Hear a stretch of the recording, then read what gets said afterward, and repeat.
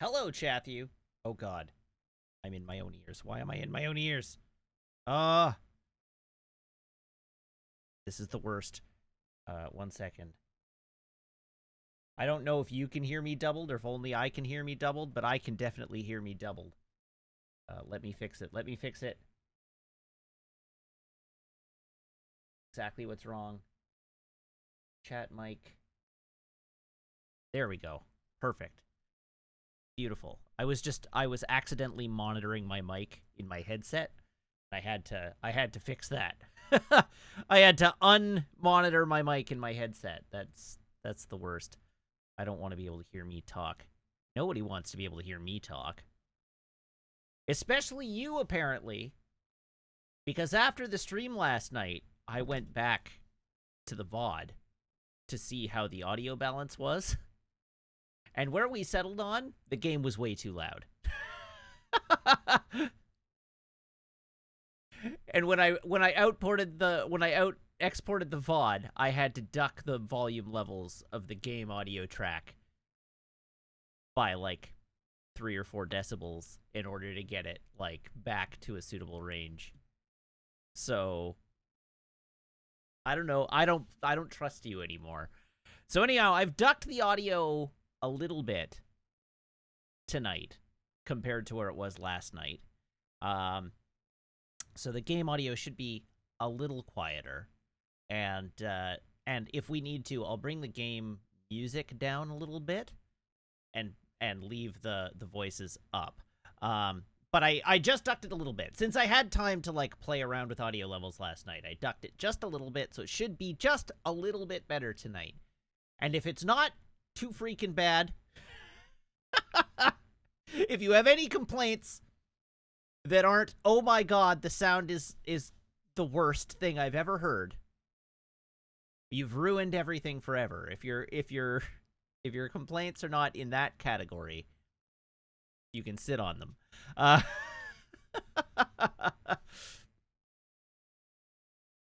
Oh, good grief. Tamai and Brady says, wait, how many times with Pokemon Red did we do that thing but one stream of Horizon Forbidden West and suddenly realize not to trust you? I mean, my level of trust for you is low at the best of times, but I did, I do try to make the viewership experience, as I say, I can't make it good, but I do try to make it somewhere between miserable and adequate. So I do listen to your feedback.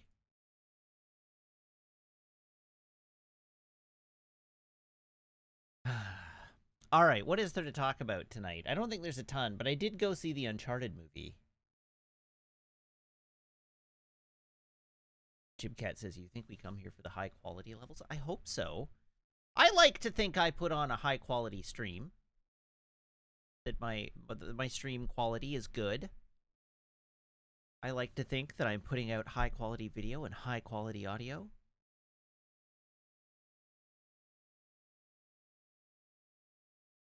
So I like to think my stream is of high quality overall.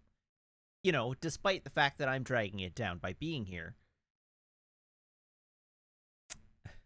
So anyhow, I went and saw the Uncharted movie, and after seeing the Uncharted movie, I did in fact say that I had lots of thoughts about what the Uncharted movie did well and what the Uncharted movie did poorly. And the fact of the matter is that since having watched the Uncharted movie, the entire Uncharted movie has exited my brain. So whatever thoughts I had are lost to time. That's not quite true. But anyhow, so the gist of it, the gist of my thoughts are that the movie that is on screen. So if you've seen the trailers, you know what to expect. The trailers are not misleading in any way. If you've seen the trailers, you know what to expect. If you think the trailers look like a fun time at the movies, even not good, but a reasonably fun time at the movies, with flying tall ships and swinging from light bulbs and falling out of planes and that sort of jazz. If that seemed like an entertaining use of roughly 2 hours, then probably you're going to have a decent time at the movies. It's fine. It's a totally adequate adventure movie. I described it, I think, as not considerably worse than National Treasure 2. So it's not. I didn't think it was considerably worse than National Treasure 2. I swear to God. Oh, maybe I am really low. There we go. My mic was ducked and not in the way that I intended it to be.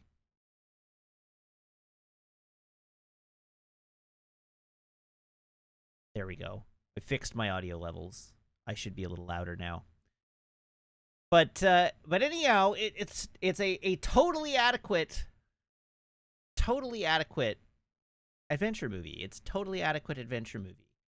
And so, like, if you want to go see a totally adequate adventure movie, fill your boots. It's better than the recent Tomb Raider movie. It's better than the previous Lara Croft Tomb Raider movies with whatever, Angelina Jolie. So it's like it's better than any of the Tomb Raider movies to date. But otherwise, it's just totally adequate adventure movie. And part of what makes it a totally adequate adventure movie is that every moment of the film, every minute of the film, every plot twist and set piece feels like it would be totally at home in an Uncharted video game. There's like not one moment of this movie feels like it wouldn't belong in an Uncharted video game. It's basically like everything that happens in the movie is either directly adapted from an Uncharted video game or just exactly the right kind of ridiculous to be in an Uncharted video game. So if you liked my playthroughs of the Uncharted video games, you know what you're getting into because it fits that mold very well. What doesn't work primarily is that they've spent all this time making an incredibly faithfully adapted Uncharted movie, and yet Nathan Drake, Victor Sullivan, and Chloe Frazer are unrecognizable. Totally unrecognizable characters. Unfortunately, I think Chloe gets maybe the closest by nature of like her casting. She's okay, but she doesn't at all have the like femme fatale working my sex appeal angle that Chloe from the video games does. So there's like she's just not the same person or personality type at all. And I can sort of forgive Tom Holland because Tom Holland is just playing Tom Holland. And the movie functions as an origin story, sort of. Insofar as it's like, the movie is set up to be the adventure that Nate and Sully go on before the events of the first Uncharted game. Like, this movie ends, and then the credit sequence alludes to the idea that their next big adventure is Uncharted Drake's Fortune. And so as a consequence of that, the Nathan Drake that's in this movie is playing a less experienced Nathan Drake who doesn't really know what he is doing. And so as a consequence, Tom Holland like plays that okay, but he doesn't really come across as Nathan Drake in any kind of recognizable way until the first post-credit scene. So there's that. The question in chat, does he also do a mass murder like Nathan Drake? It depends on how mass you're counting. because the nature of the conflict in the movie is much smaller. So the enemy treasure hunters, the bad guy treasure hunters, are not an army. Like, Legally Distinct Nadine doesn't have an army of mercenaries at her disposal. She has like 6 dudes and 2 helicopter pilots. And yes, all of those 6 dudes and helicopter pilots do not make it to the end of the movie, most of them at the hands of Nathan Drake. So the helicopter pilots basically go at the hands of Sully, to be honest, but like the actual body count in the movie is not enormous. It's not like Uncharted game enormous. But anyhow, the Nathan Drake in this movie is not recognizable as the Nathan Drake of the video games.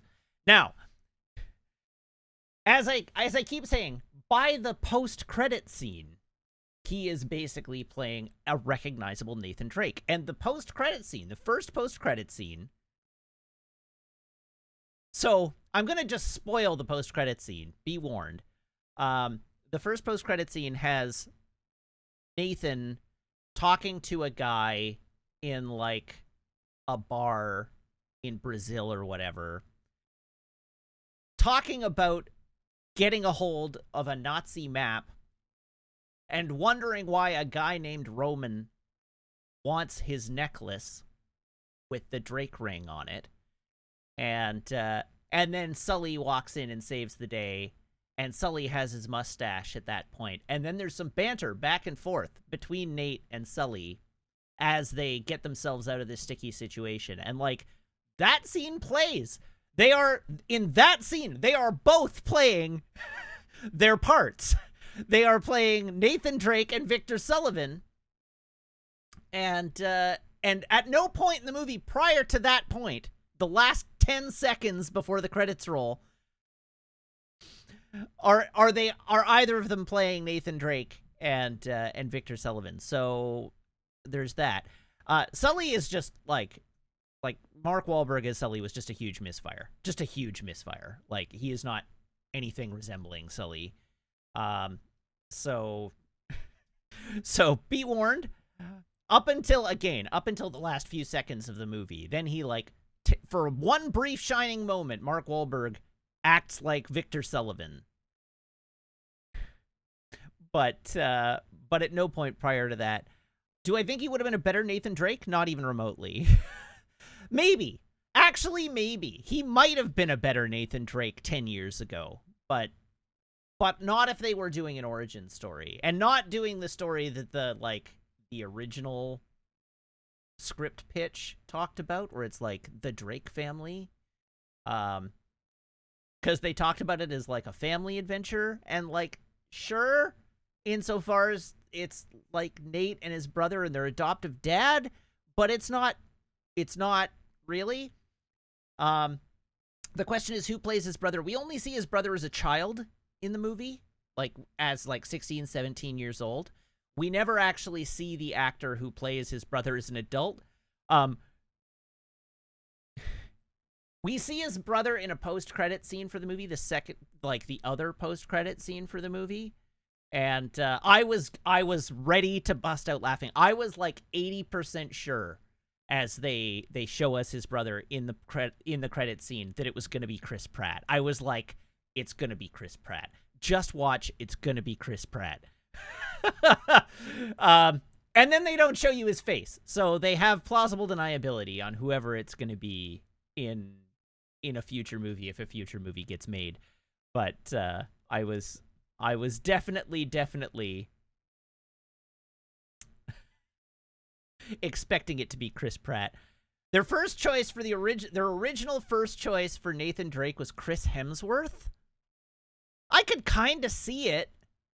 He's got more swagger than, like, the big thing that's missing, right? Like, Tom Holland is not a terrible pick.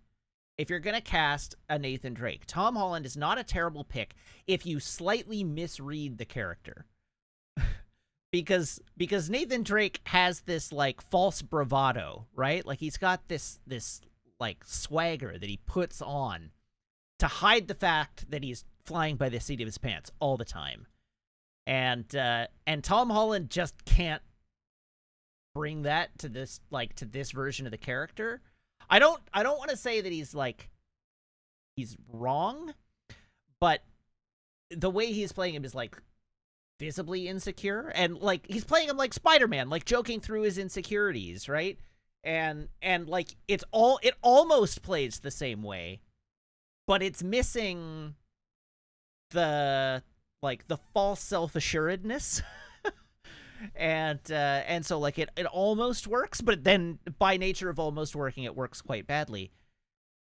Sam Wonk did ask in chat, all I want to know is there a scene of him suiting up and putting on a Henley? And the answer is no. But he just goes on his adventure wearing the Henley. But there is a scene of him killing a guy, then taking his shoulder, like, holster and strapping it on. And then once he's done that in the film, he gets way more self-assured and, like, has a gun and, like, strikes gun poses. And at that point is like, okay, now you're believably Nathan Drake. So that, well, apparently the source of Nathan Drake's power is his shoulder holsters, not the Henley. We've misidentified the source of Nathan Drake's power.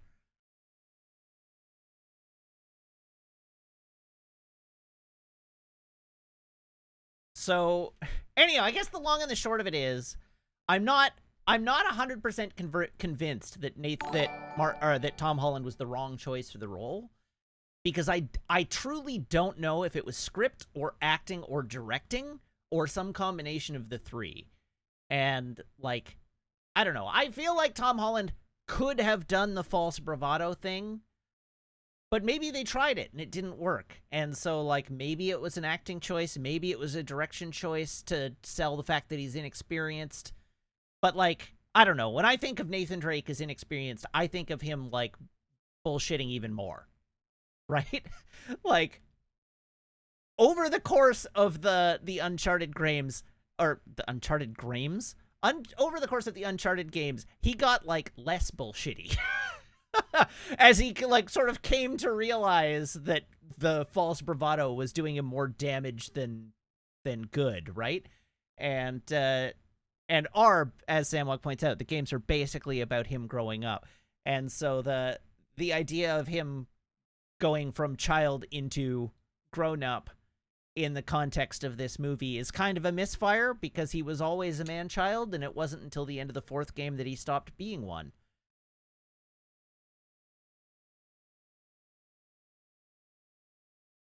Anyhow, it had lots of fun stuff in it. Pardon me. If you're eagle-eyed, you'll notice a Naughty Dog logo sticker stuck to the inside of his suitcase. That's fun. And one of the other fun things in the movie is that there's fully a Nolan North cameo. Like, Nolan North is fully in the movie and, like, has a conversation with Tom Holland at a resort. It's kind of hilarious. I mean, it's really, really on the nose, but it's kind of hilarious.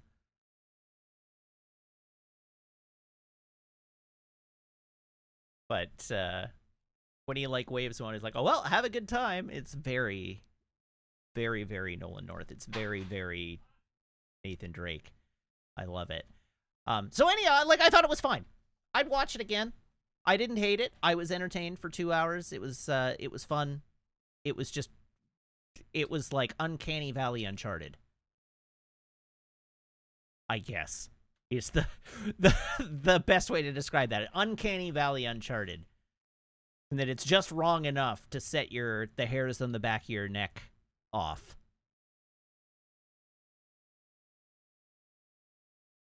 But yeah, if they'd been able to make this movie 15 years ago with Nathan Fillion in the role, he would have killed it. He would have absolutely killed it.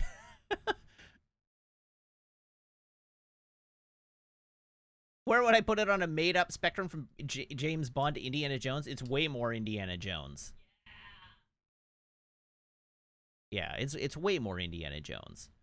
Um, the the one thing I was disappointed that they didn't do is that this one has no supernatural no supernatural element of any kind.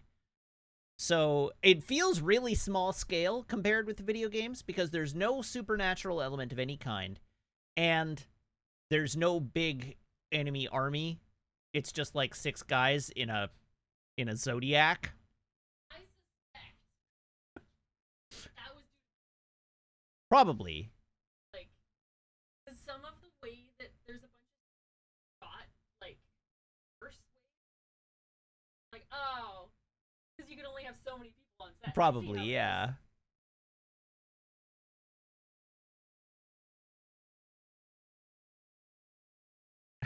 Balthazar Wiseman says, "Did North get to say something like, 'Don't do anything I wouldn't do'?" No, but he did say something like, "Oh yeah, something like that happened to me once." After hearing about the adventure that the characters had just been on, he's like, "Oh yeah, something like that happened to me once."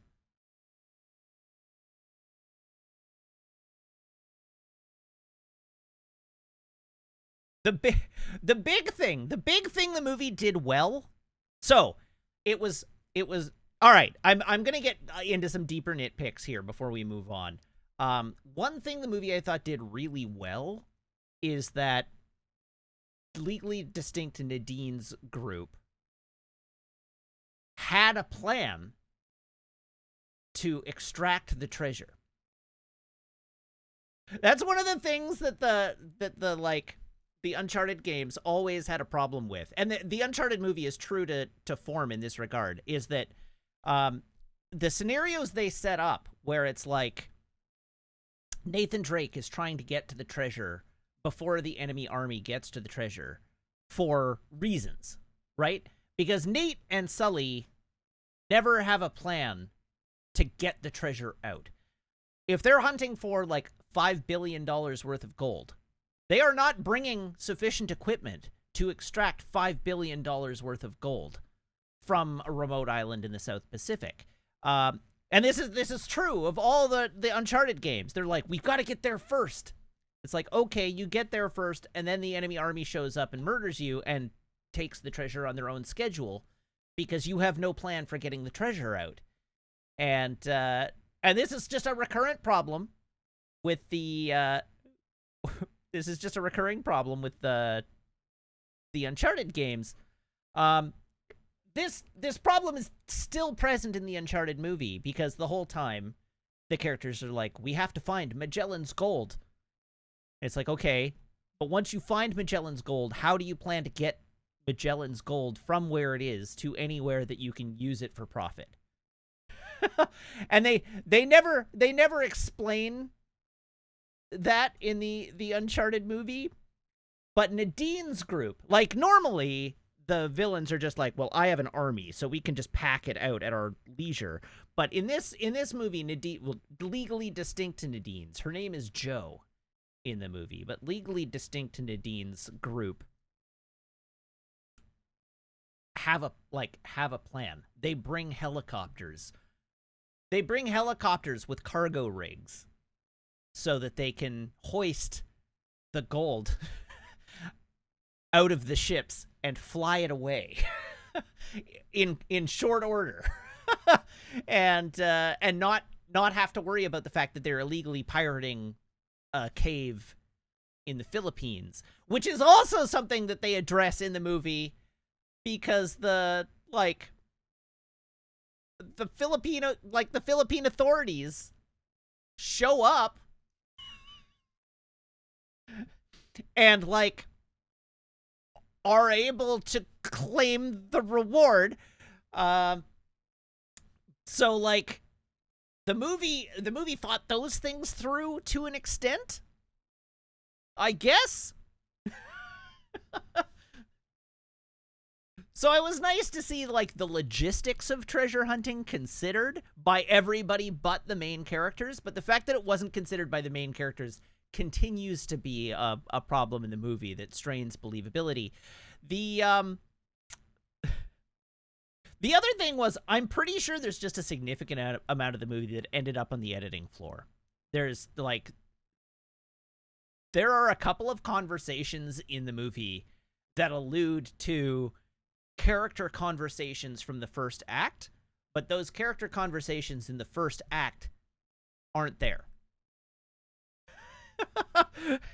Like there's a point where Tom Holland refers to a conversation that he and Sully had earlier in the movie, and and he and Sully did not have that conversation earlier in the movie. It did not happen. So I'm sure that that conversation is on the cutting room floor. There's no doubt about it to me. So that was the Uncharted movie. It's totally fine. It's totally fine. All right. Save for the various complaints that I have about it. There we go. Okay, so Zafty says, I have a thing that will cause you to feel envy.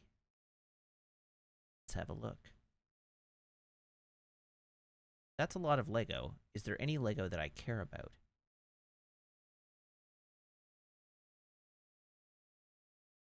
The thing is finally upgraded from a one bedroom, and it's a guy in a room with 2 dogs and a ton of Lego. But so far I'm not actually spotting any Lego sets that are of particular import to me. But there's more photos.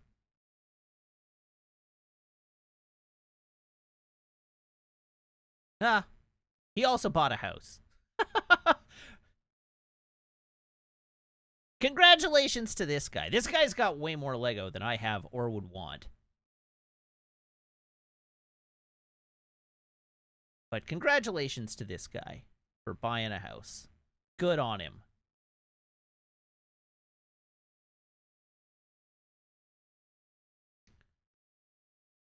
That's what I say now. Fair enough.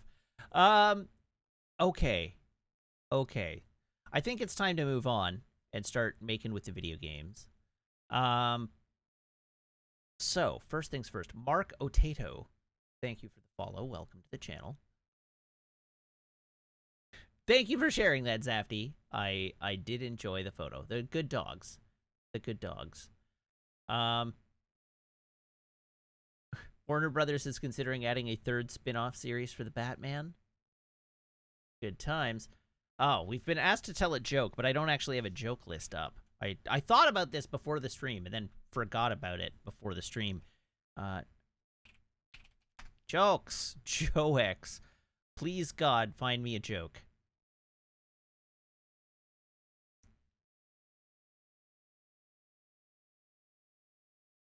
What does a cloud wear under his raincoat?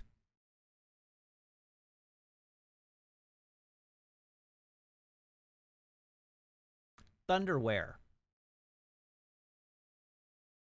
But oh, that was the other sound effect I meant to add to the.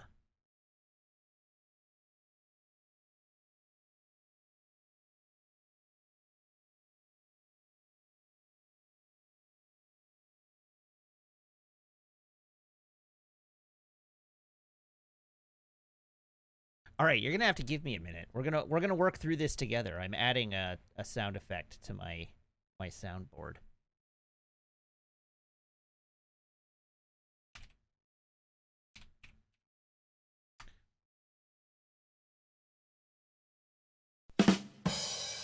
There we go. That's the sound effect we're gonna use.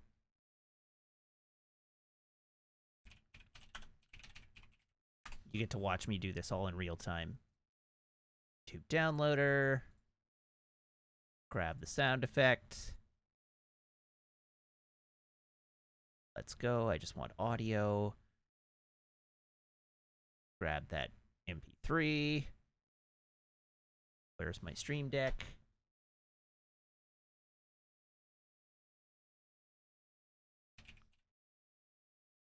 Get a rim shot.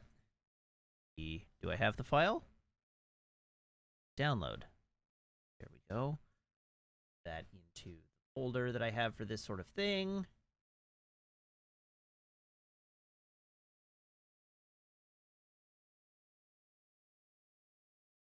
Okay.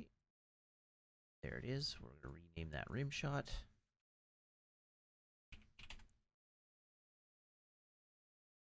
And we link the file.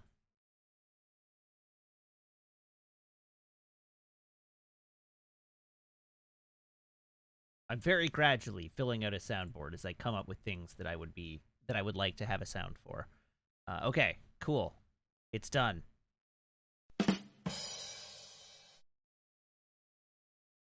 There we go. Mission accomplished. Thank you for coming with me on this thrilling journey.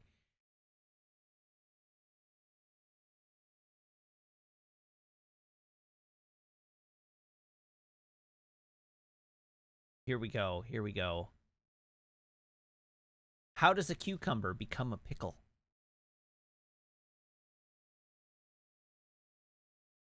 It goes through a jarring experience.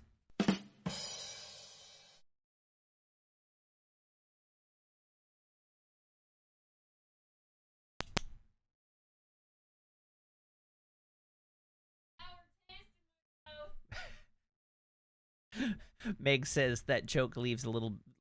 that joke leaves a bit of a sour taste in my mouth. Oh, I turned the fan off. Oops.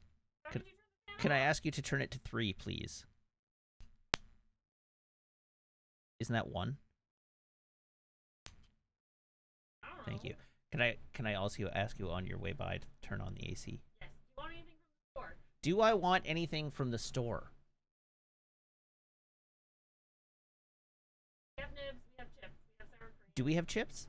Yeah, We do have chips. There's a whole bag of chips. That's right. Another bucket of sour cream wouldn't hurt. What if you get some sour cream at Costco? No, because I like the good sour cream. They won't have at Costco. Anything else? Do I want anything from the store? Can I ask you to bring me another Swiss cheese as well? Yes. Thank you. This is riveting television, but Great. very good. Okay, bye. All right, thank you. DR Fox is sassing me for saying a Swiss cheese, but I'm referring to a specific Swiss cheese. A block of Swiss Emmenthal cheese.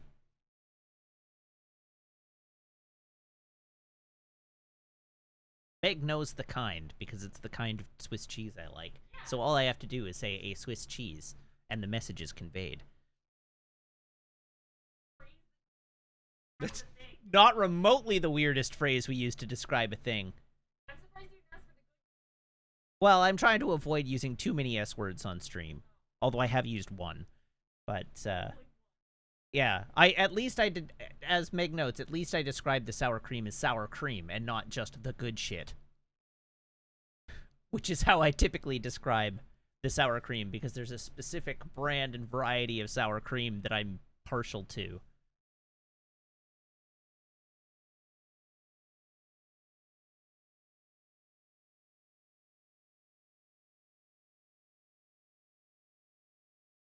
I have said the S word a few times in the last couple of days. The variety of sour cream that I am partial to is Olympic organic sour cream. It's 14% fat. Oh my god. It almost has the consistency of cream cheese at room temperature. Like it's thick. It is thick. Thick with a third C thick.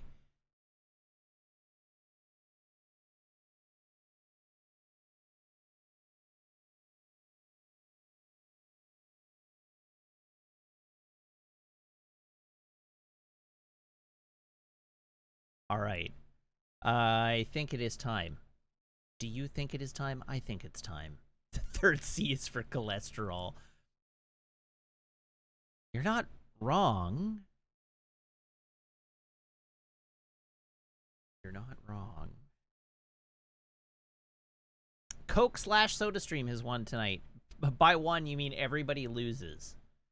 Because you double picked again. Anyhow, everybody brace your... Wait, no. Here's my phone. Here's my phone cable. Here is my phone cable. Everybody, please brace your ear holes.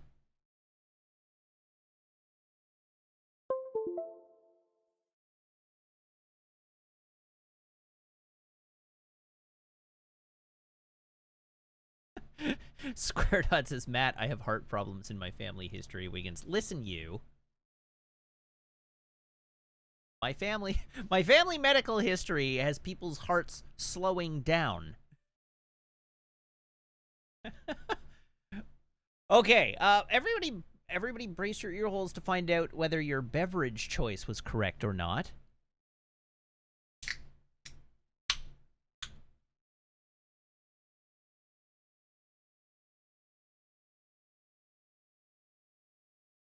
Oh my god, that's the good stuff. Once again, a delicious and nutritious Coca-Cola Zero Sugar. Taste the rainbow.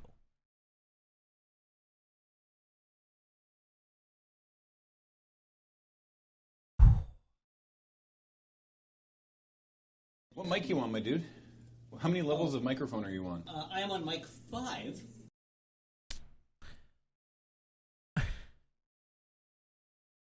Alright, let's go to our video game.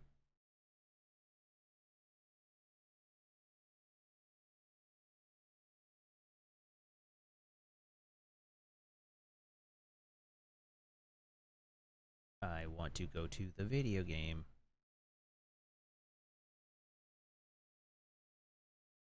Now I have no game audio. Why do I have no game audio? That's not right. I shouldn't have no game audio.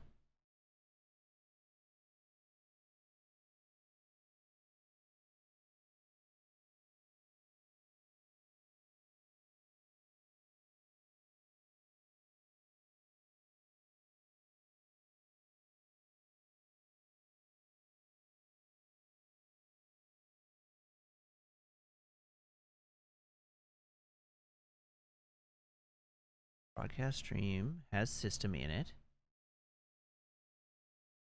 Ah, hell. Wait. Hold on a sec. I'm so smart. I'm so very smart.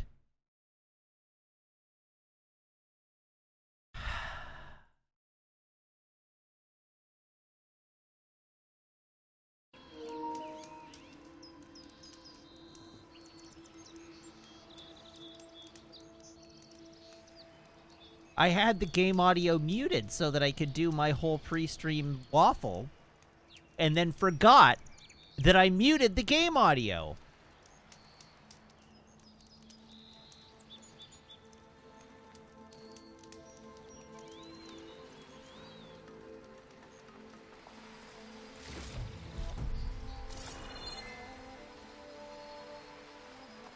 Okay, I still don't know why this is unavailable. Why is the chair unavailable?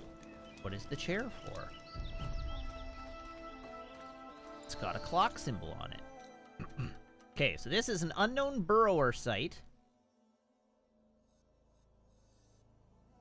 We've got 2 dudes in the mine to save. Charger site. There's an unknown doohickey over there.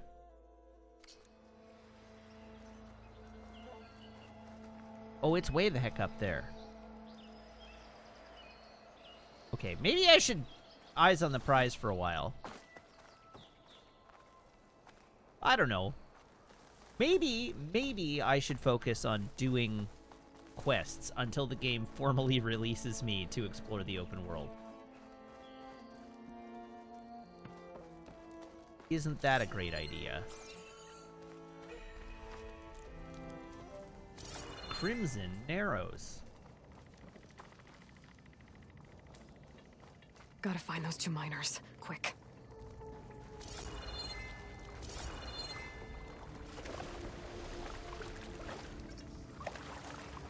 Square to the... Oh god. The water is very green.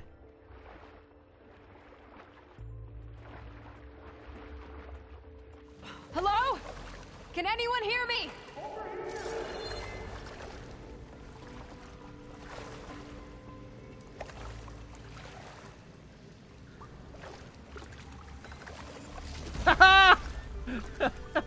I was able to just reach it.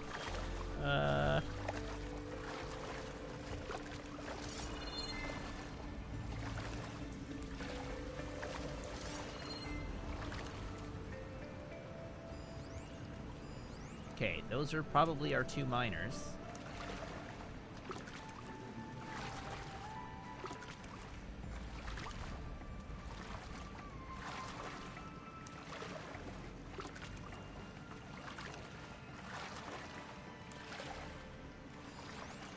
Old barrel.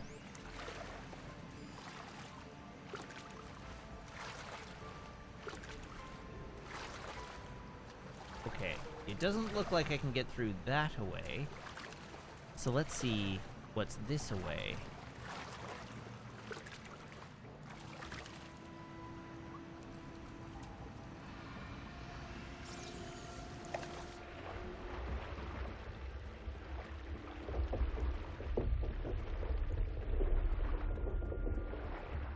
That?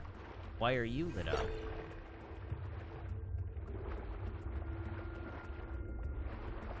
Let's not spend time down here that's strictly necessary.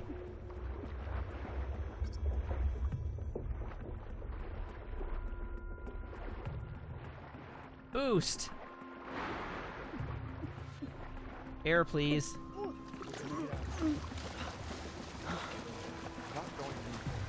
The miners. One of them doesn't look too good. I think I'm starting to see things. Is that a Nora? Ah, blocked path. Alright. Talk to the miners. Hello, guys. How's it hanging? Are you okay? Who are you? Corvin sent me. Are you hurt? My leg. I was a little too close to the blast. What happened? We were blasting in the farthest tunnel, but the scaffolding didn't hold. It collapsed. I think it blocked the drainage shaft. Water started flooding the place as quick as I drink ale. I barely managed to drag us here. So something's keeping the water inside the tunnels. What are you thinking? I've got an idea. Are there more explosives? Are you crazy? Yeah, should still be some up top, but you'll need these fuses. Are you crazy? You can't move, and I'm not leaving you here. It's not like she can make things worse. Don't go anywhere. I mean, I'm sure I could make Whatever's things blocking that worse. drainage shaft and blow it sky high. Hopefully without bringing the mine down on top of me.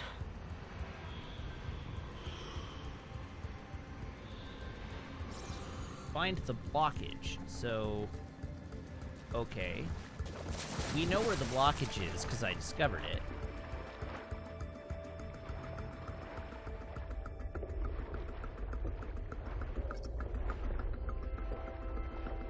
Boost.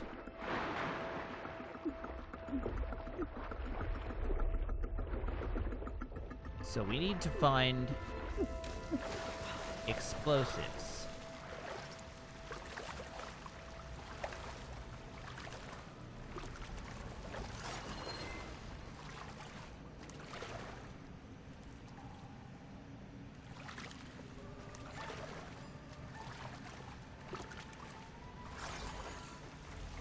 So I guess the question is,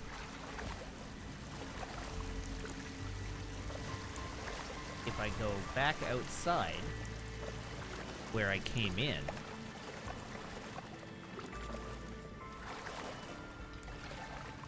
if I can remember how I got here.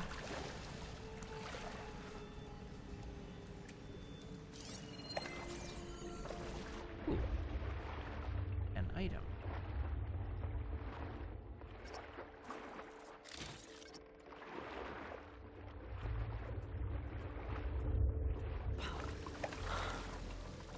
Where am I now? Here. How did I come in? I was sure I came in directly across from that platform.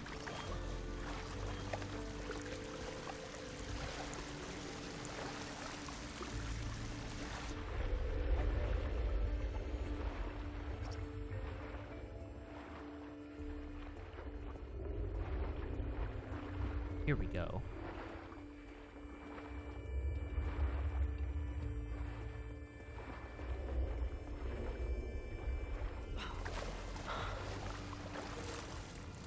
We're gonna get out of this. Rip! Okay, that wasn't the Not way. going anywhere.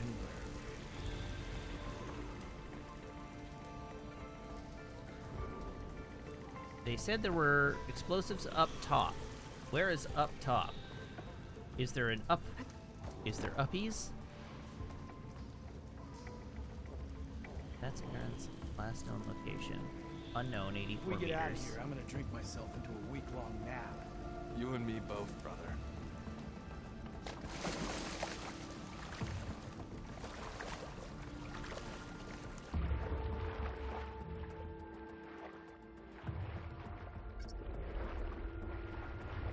Okay, can't go up there.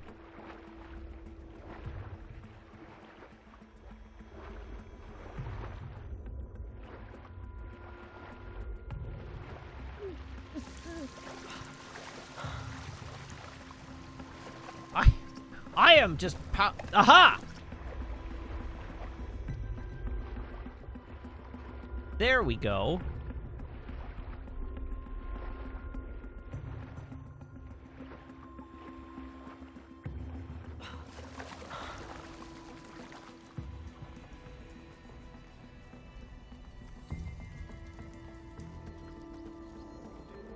Y'all got any of them explosives?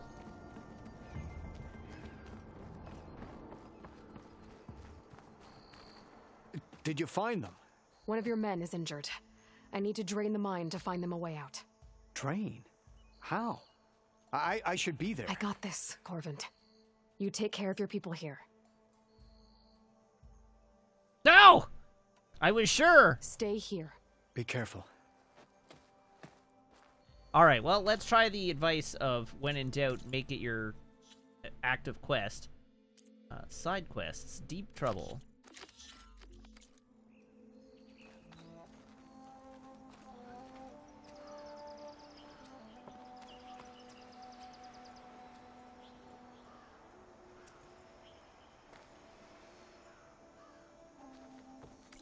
Oh, right. That's because I put the flag on it. Clear that waypoint.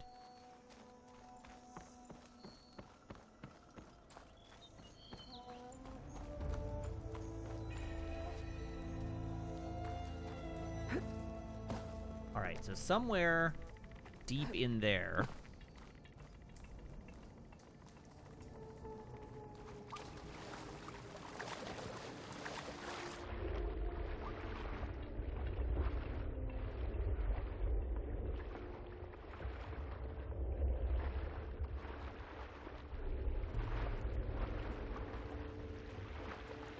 Come up for air.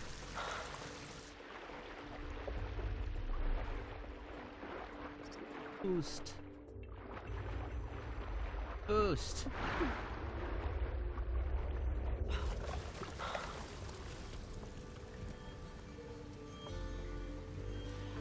$66 meters this way.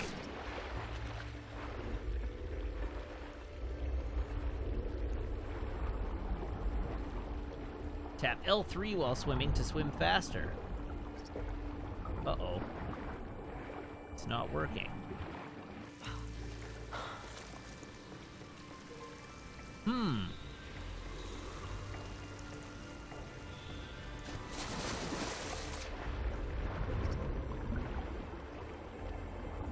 Boost!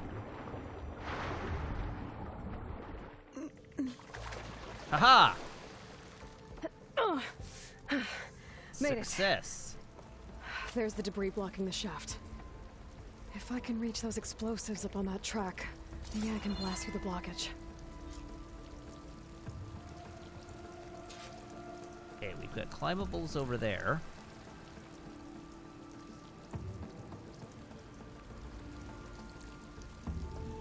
I think I'd be used to water this cold by now. Can't climb the wall. Seems fairly likely that I need to empty this area. And then I can climb.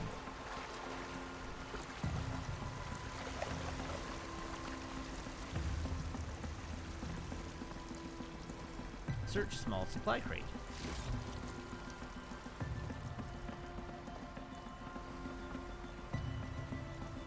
Hello.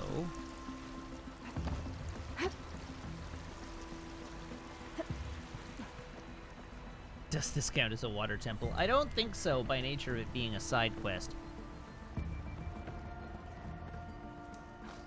That was close.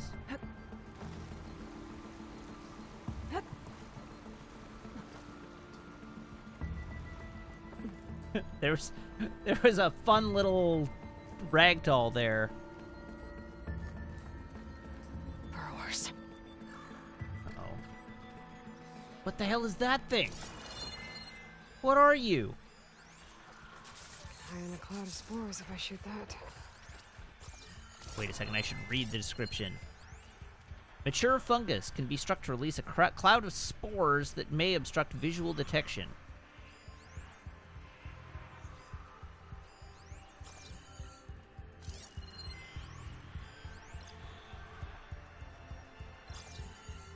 Maybe I can swim past unnoticed.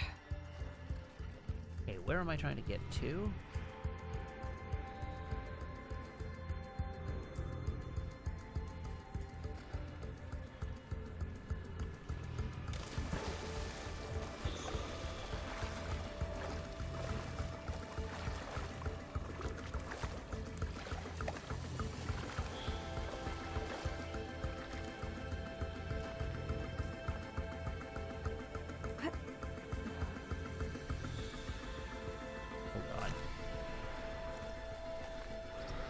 Cauldrons could teach me how to override these machines.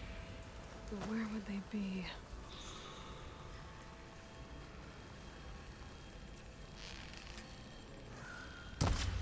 Ooh!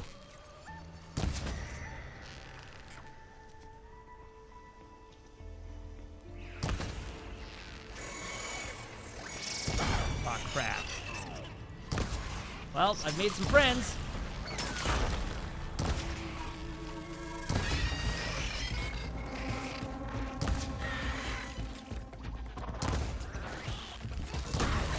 Woo! No, thank you. I think that's all of them. Now to find a way out of this room. Who needs stealth when you have arrows?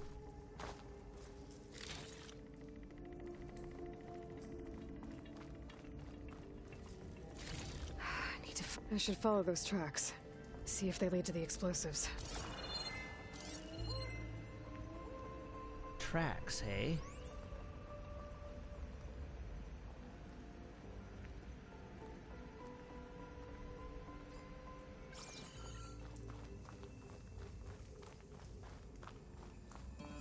Oh, tracks!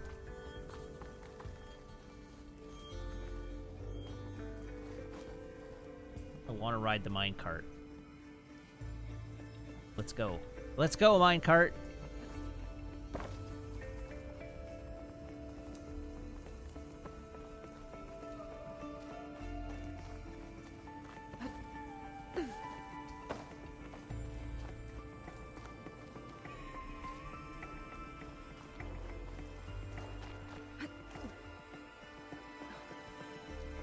Let's see where this leads. Okay, what do we got? Small valuables crate.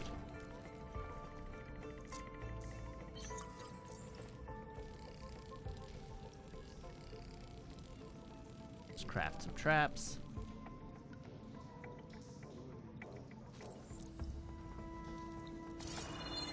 Another small valuables crate.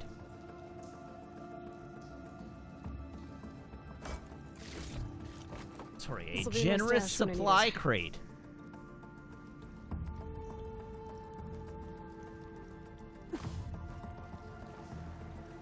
Okay, good. That's not where I came in.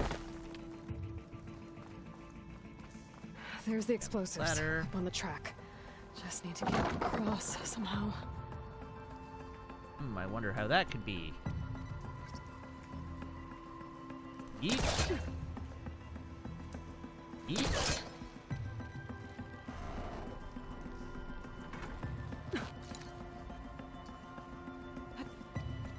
Whoops. What a fantastic jump. Well, we are going to experience a lot of leaps to my death in this game, I think.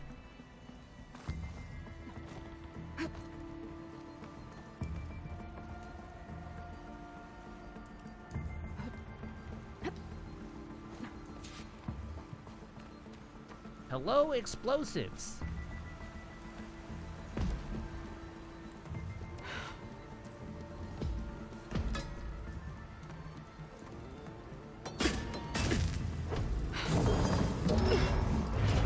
Really?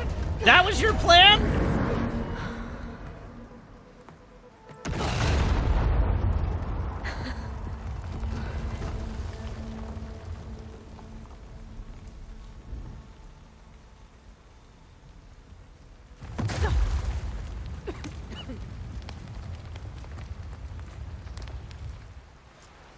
That did the trick. Ah, guess that got its attention. Hi.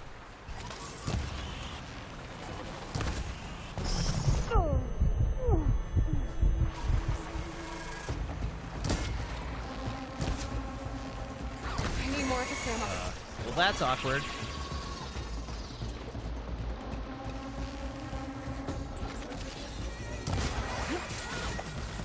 Bye.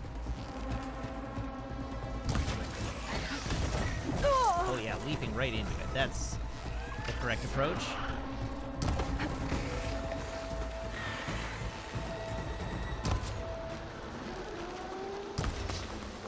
How did I miss? Oh, brutal. Okay, we got another one up there, too. But at least it's kind of... Oh, Jesus. Hi! Ow! Where did you come from?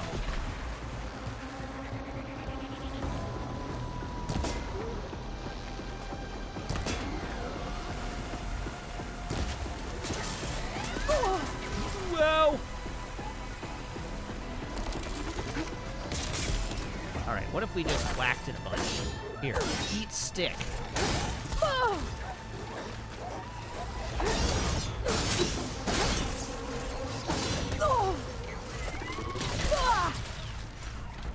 Well, that was a well-timed heal.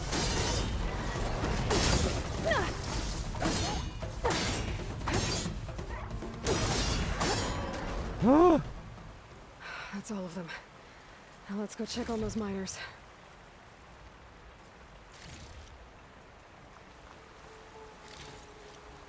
Pick up all the stuff.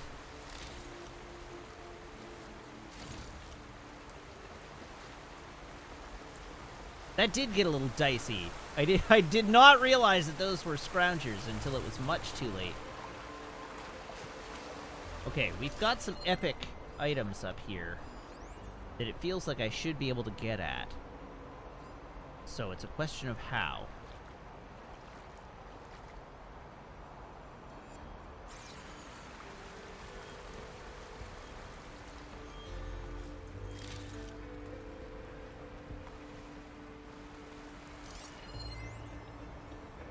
A container capable of...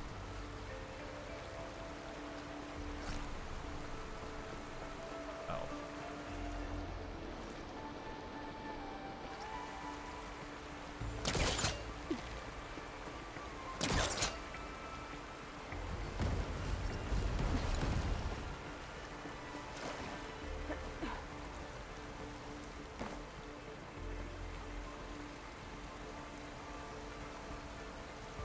Where do I want this?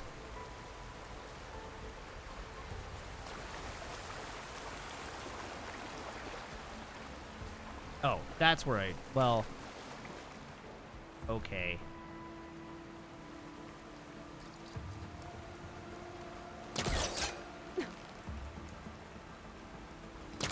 Mine's too short. Come this way, Box. This is a very inefficient way to pull this box.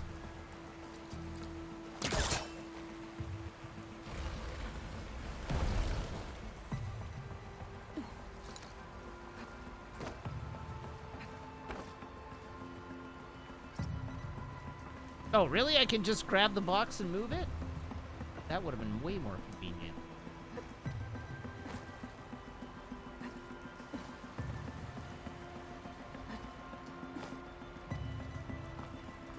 Okay, so we have a ladder.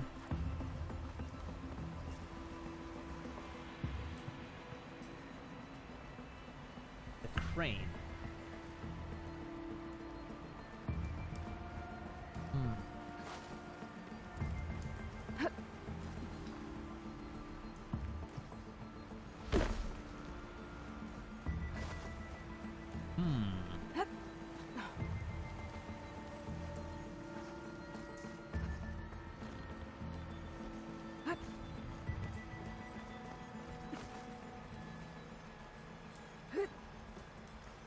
Okay. So I can get to here. The boxes are over there. There's one there and one there. There's a rope there.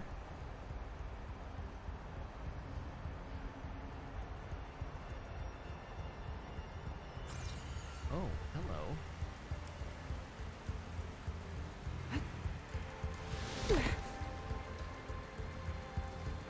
Ow!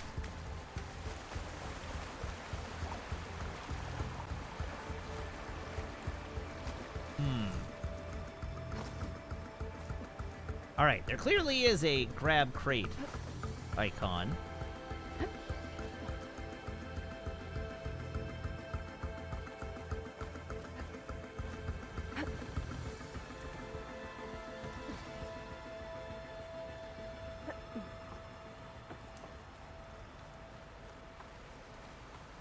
Okay, so the question now, since I know that it's clearly possible to get over there, the question is how?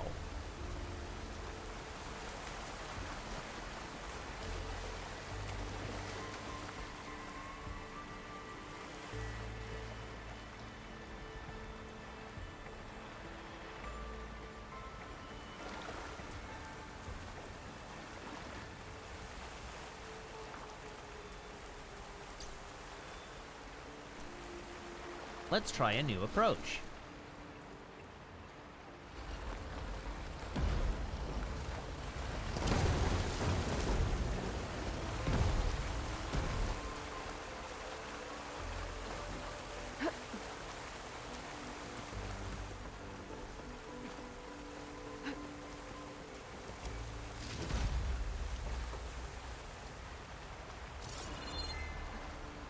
Okay, that wall's not climbable. Can I do something silly?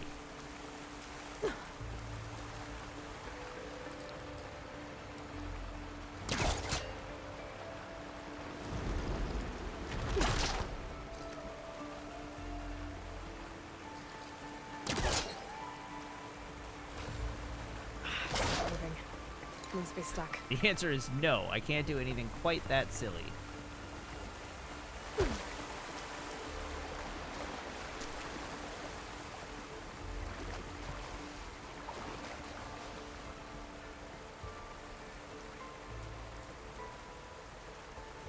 What is the secret? It's clear that there is a secret.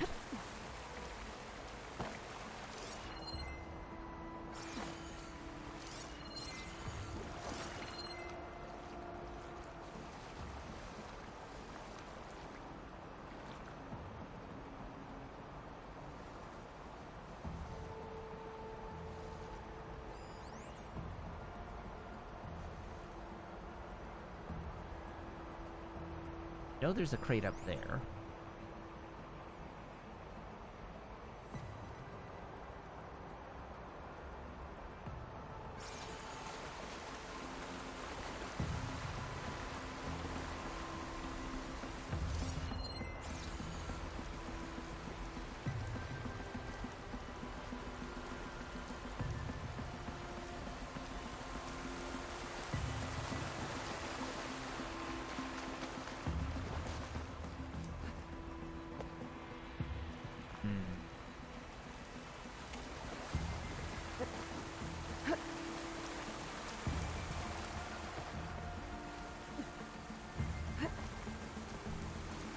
to get up there.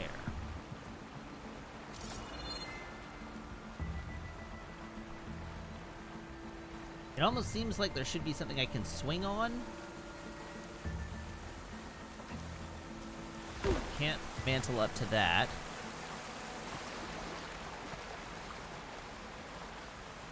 The crane doesn't seem to go far enough over.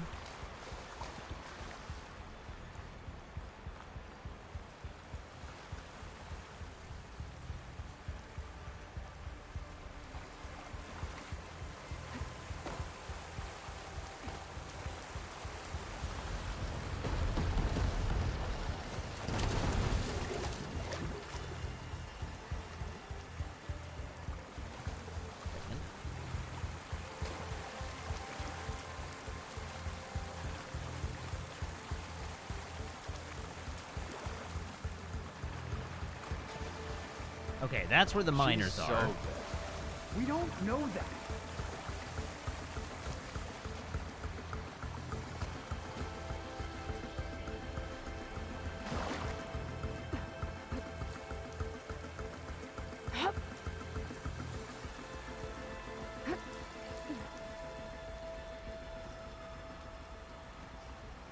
I wonder if that huntress is okay.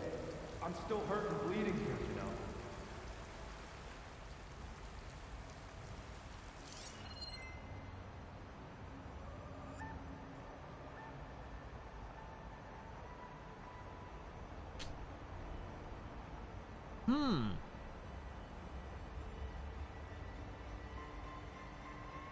I wonder if that huntress is okay. I'm still hurt. and There's like bleeding a here. little corridor that exits onto this beam. And we still haven't solved the puzzle of that supply crate. I suspect there's a little cavern that runs in behind there and comes out there.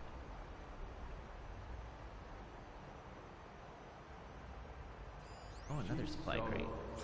We don't know that. I'm putting way too much work into this one little supply crate. But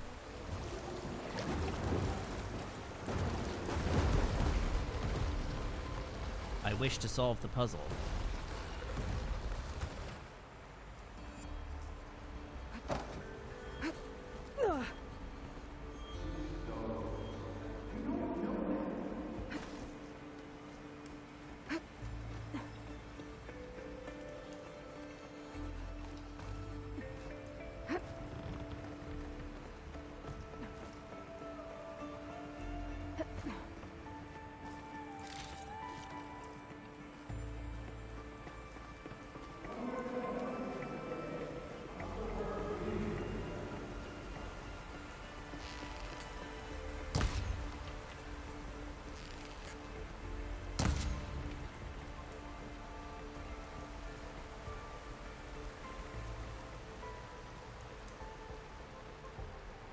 Oh, I'm 100% sure that when I figure it out, I'll be kicking myself. No doubt about it.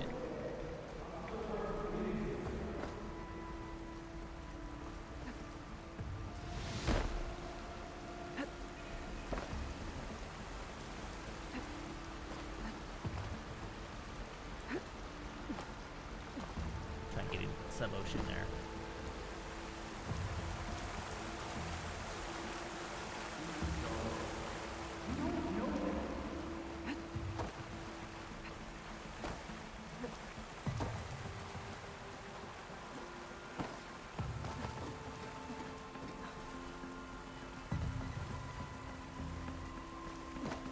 Alright, Zafty, I'll take your one-word hint.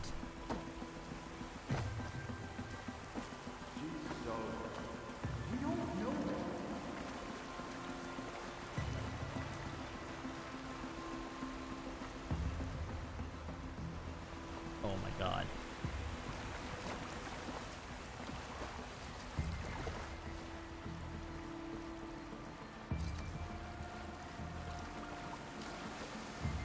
I wonder if that huntress is okay.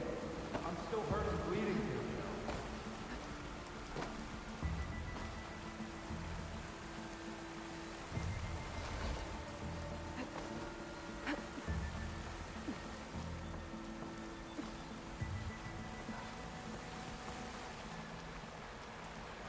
Oh my god. Okay.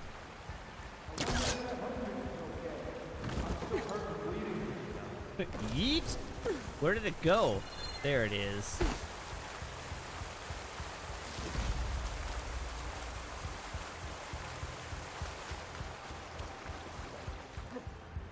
Okay, now we understand the game mechanics better. We don't know that.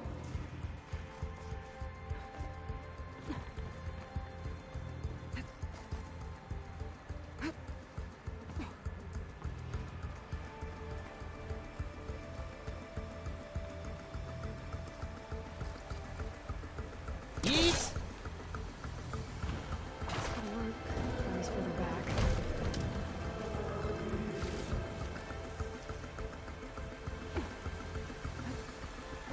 Okay, we have officially learned things.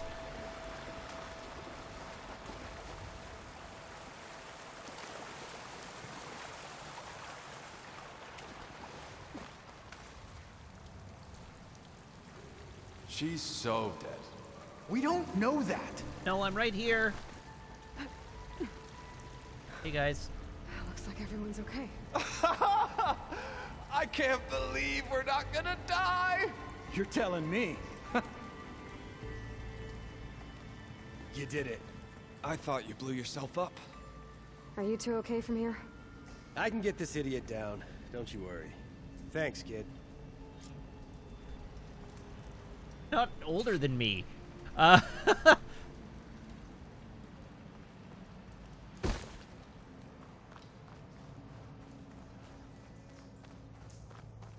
now that we're this Better way. let Corvin know his men are all right. Gotta get your big hammered backside out of here now.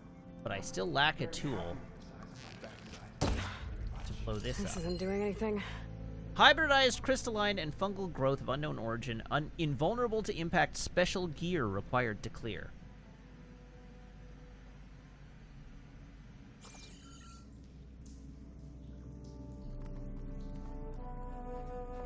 Come on, up we go.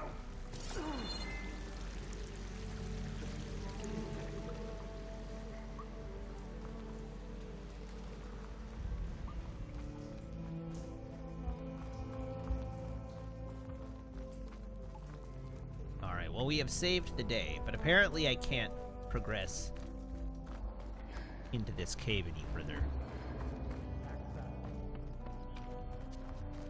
I found the two you mentioned. They're safe, but could probably use a hand. Is that everyone? It is. I dread to think what would have happened if you hadn't shown up. I knew we were blasting too much, but the man who staked the claim here, Ulvund. Ulvund. He kept pushing and pushing me. I tried to shield my crew from his constant demands every damn day. I should have been stronger. Perhaps we should You play were there for Ulvund your to crew visit. when they needed you. That counts for something. Ulvund can threaten me all he wants. I am not letting my people back into those mines. Will you be all right? Yes. I can take it from here. You are owed, Huntress. Ulvin's name keeps coming up. And it's Ooh, never 2 good. skill points. Sooner or later, someone's gonna have to deal with him. Wait, Ulvin's name keeps coming up? Isn't this the first time we've heard that name? Crimson Arrows. I don't like that it doesn't tell me there's a deeper cave in there.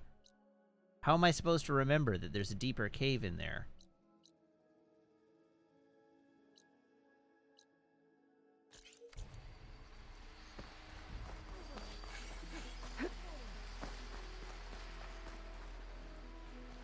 Does the icon tell us anything? Is it because it's green?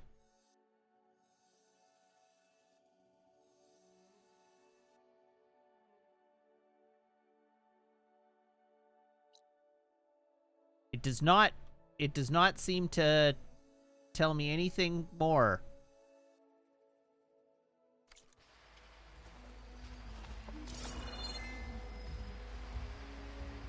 Oh. Still wants to chat. Okay. Thank you, Huntress. I'll see the last two make it out. See that you do.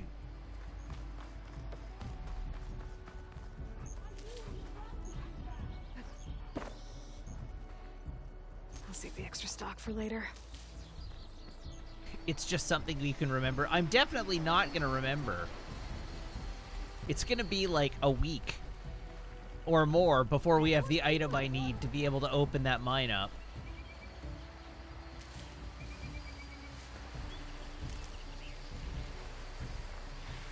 Oh God, leave me alone, please.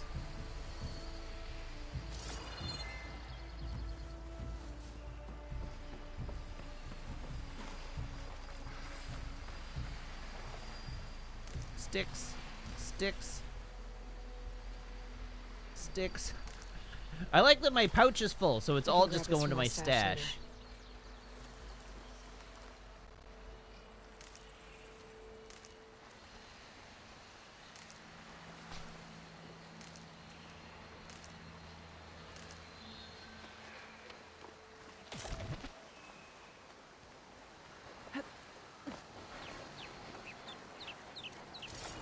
Okay, now to figure out how to get There's up an old there. watchtower at the top of that cliff. I wonder if there's anything still inside.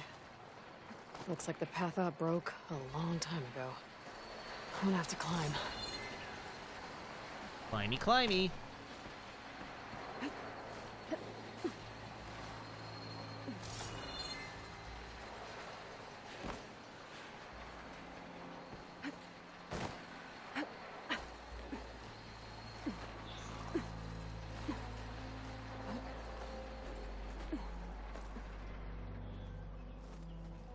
Up.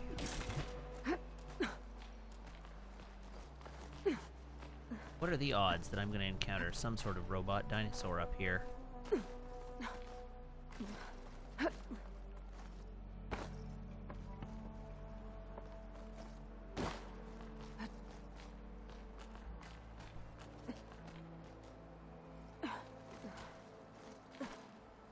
Up, up. Up, up.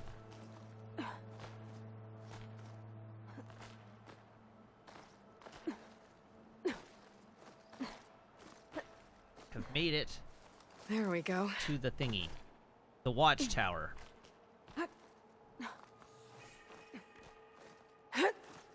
We're Assassin's Creed now.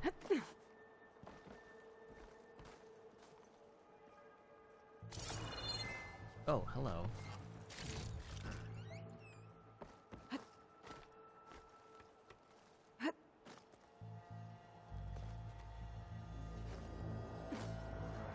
Where to? I desire to go uppies.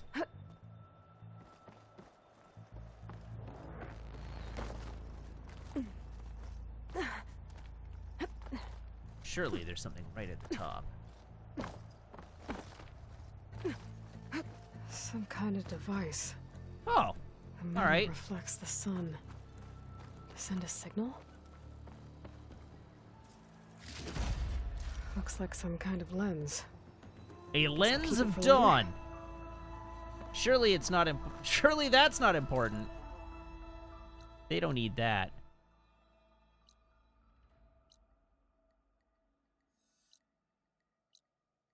Definitely wasn't put there for a reason. Okay, this is our next destination.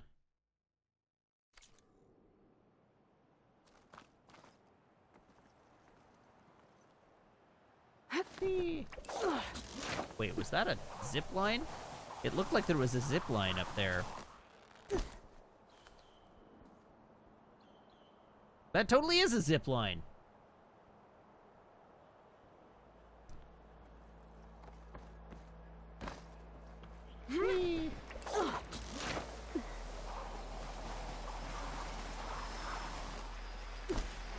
Oh! That's the chain for the cart that I came down on. Alright, sure. Oh! Oh. Got it.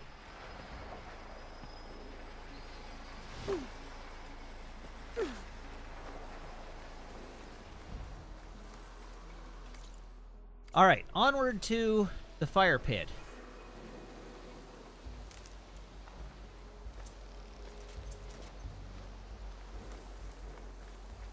Which is on the other side of those... the dinosaurs. Robots. Oh god, no! The bright red plants aren't all collectible anymore. Verisimilitude. Oh, conveniently, it is not on the other side of those robots.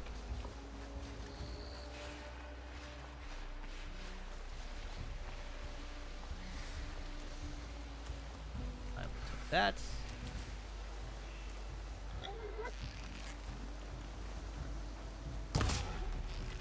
Just getting started. Thank you. Ooh, I got a boar bone.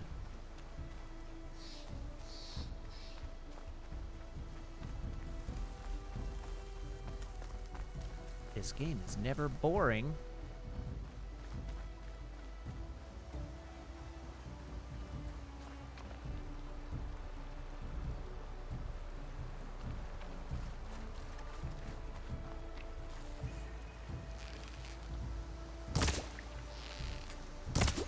Oh. No bow hunting fish, I guess.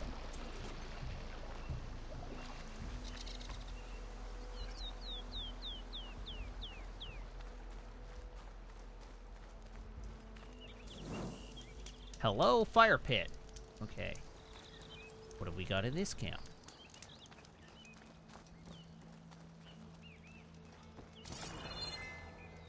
Anything of interest here? Not really.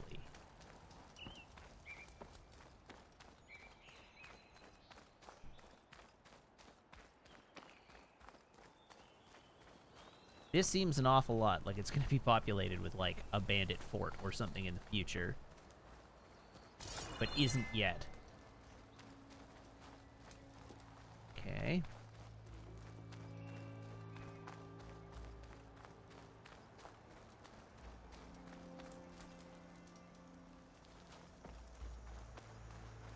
We haven't been taught how to upgrade our gear yet. Oh, I guess we sort of have. We've been taught about the workbenches. Maybe I need a workbench to upgrade my bow? I'll upgrade my bow when I can. We all know I love bow hunting in these games, so... like, I'm definitely gonna go for the best bow I can get. As rapidly as possible. Let's go there.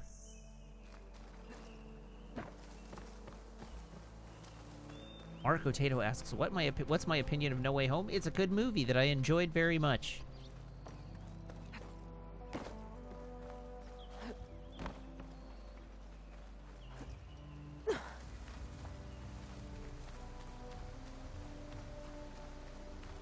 Seffi says, I would recommend you go to Chain Break ASAP just for gear reasons. I don't think so.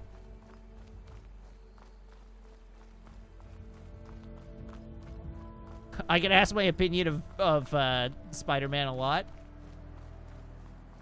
I suppose I do. I guess I've kind of developed a brand, and with no countdown to infinity for people to tune into, they have to ask me directly.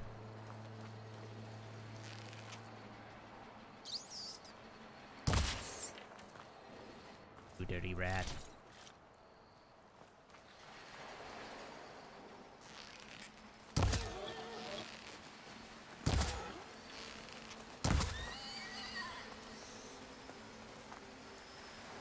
Where did the boar go?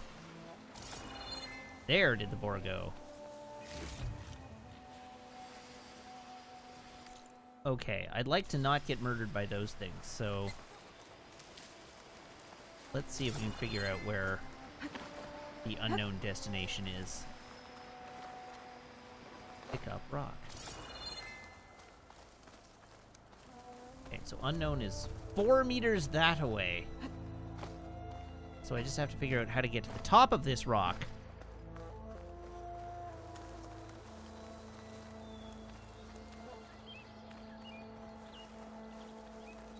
Did I miss an opening?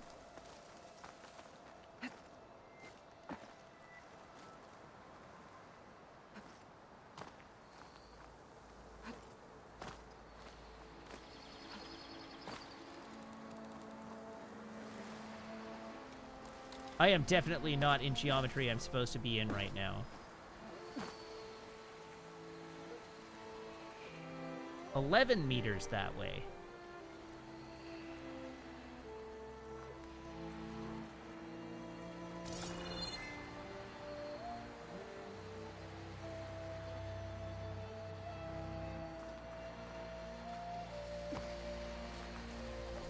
Okay, I'm clearly missing something about the approach to whatever the unknown thing is over here. So my suspicion is that it's in a cave, or it's at the top of a climb that I haven't located yet.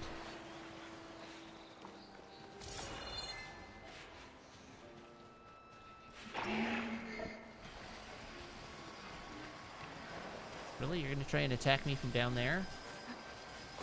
Nice try, bud.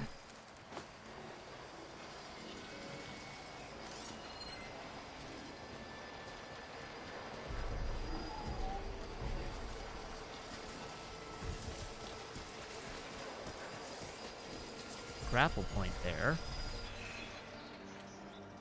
Okay, so going this way doesn't seem to be working for me right Looks now. like a lance horn, but with scarier antlers. They are scarier antlers, you're right.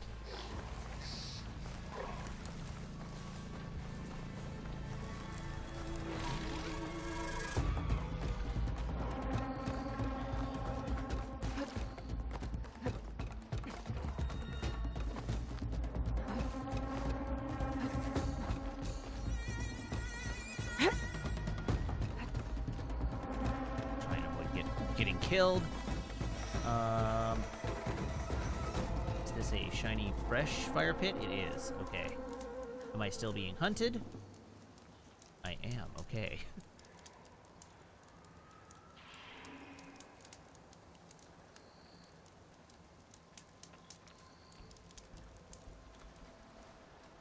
Please stop hunting me so that I can save.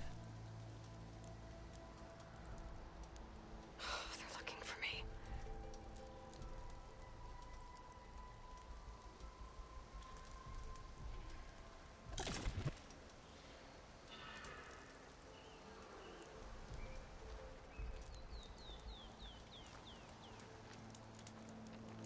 Okay, I'm just not allowed to save. Alright, sure.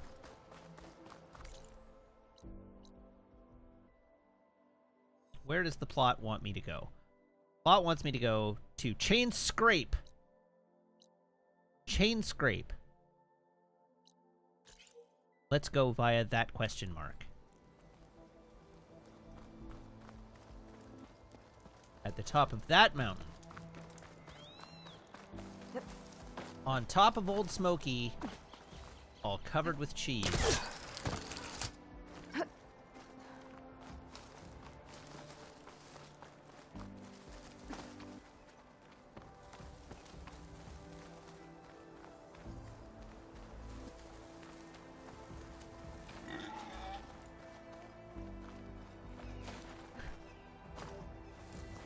That animal tried to bore into the hillside.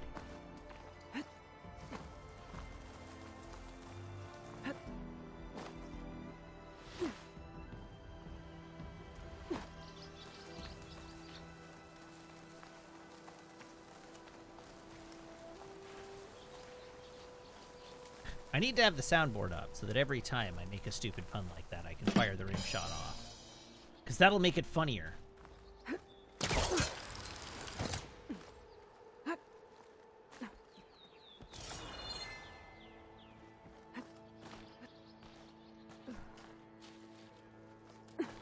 Okay, I can gather herbs on the side of the cliff.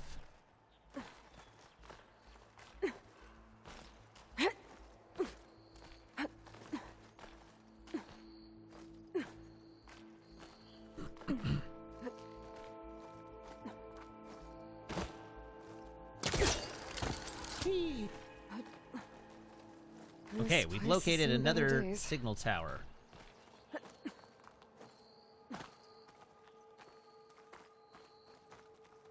How does one ascend?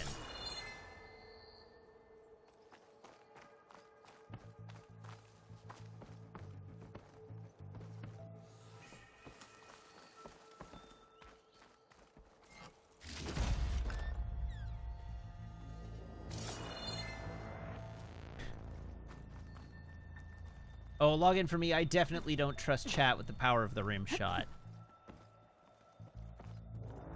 That's a terrible idea.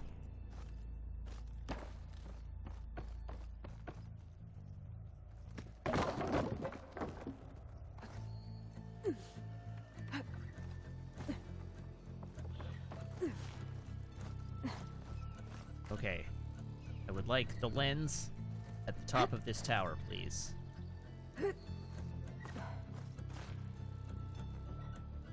Up. Up.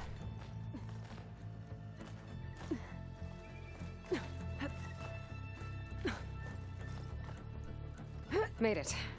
Hooray! And there's another one of those devices. Lens of Morning. Lens. Guess I'll figure out what to do with it later.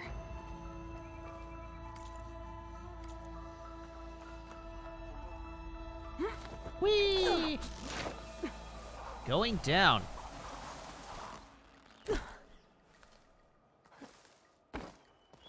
I don't think I can get past them. Guess I should leave it for now. Oh. Oh, yeah. I see. Oh!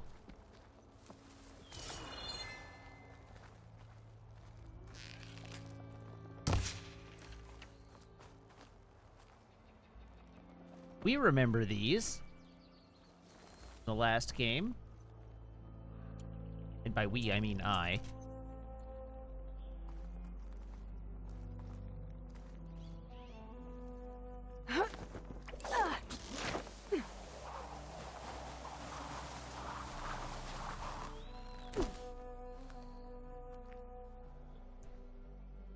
Okay, so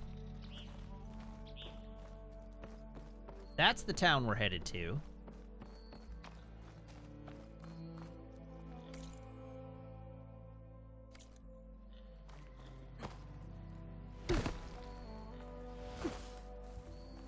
And I guess I can just head there. That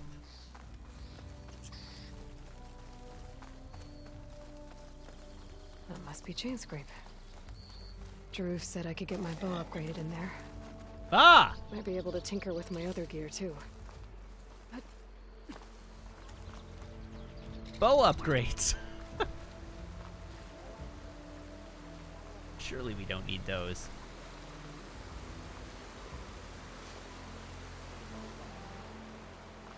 Ulvin can't just ignore us like this, can he?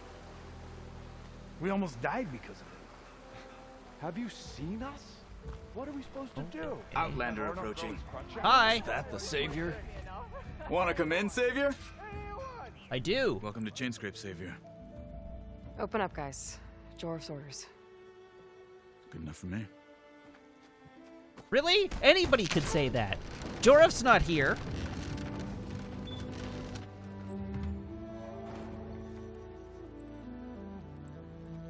By the Forge. Hey, it's Petra. Petra? Aloy, what are you doing here?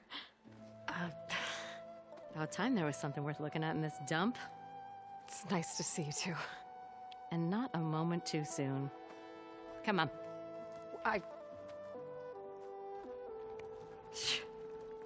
Damn brewery's the only thing I can count on in this place. Yeah, I heard.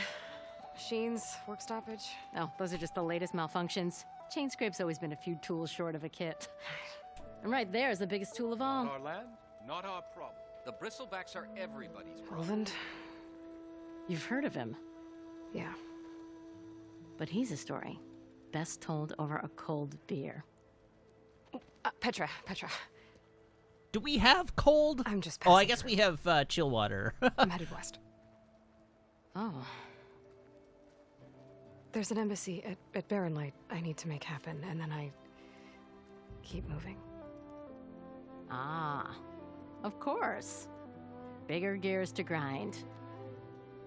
Well, Flamehair, good to see you. Gotta move on. Bigger gears to grind is a good phrase. I like it. But if you want a cold beer and a few laughs with an old friend, come find me at the brewery. Your choice. I like Petra's pink pants. Those are good pants. Those are like parachute pants quality pants. Maybe Petra could use some support.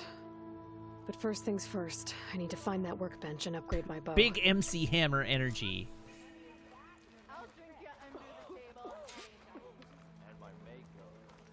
Alright, we got lots of stuff to look at here. So, part 1, upgrade my bow. Don't mind if I do. Where's marker 1? Ah, 12 feet this way. Upgrade my bow! Weapon upgrades. Bow, hunter bow. Level 1 upgrade. Unlocks new ammo, increases weapon stats. Upgrade? Acid hunter arrows, okay. Upgrade number 2.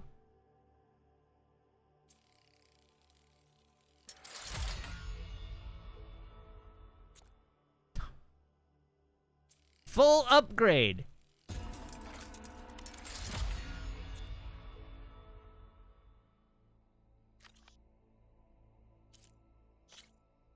Before we had bow, now we have extra good bow.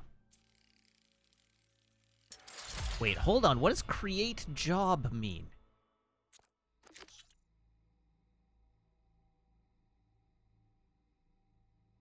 Oh! I can just like create a quest that has me go find the materials to make that upgrade. Cool. That is cool. Abandoned job. Neat.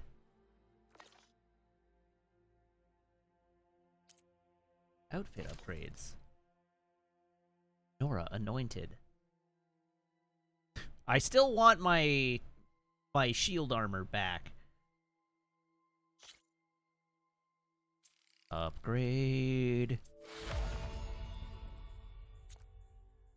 Upgrade.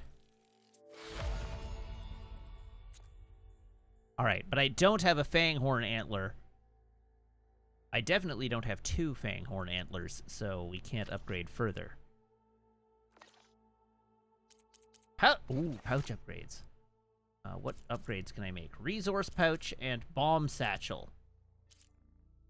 Oh, I need to slaughter a couple of raccoons, apparently.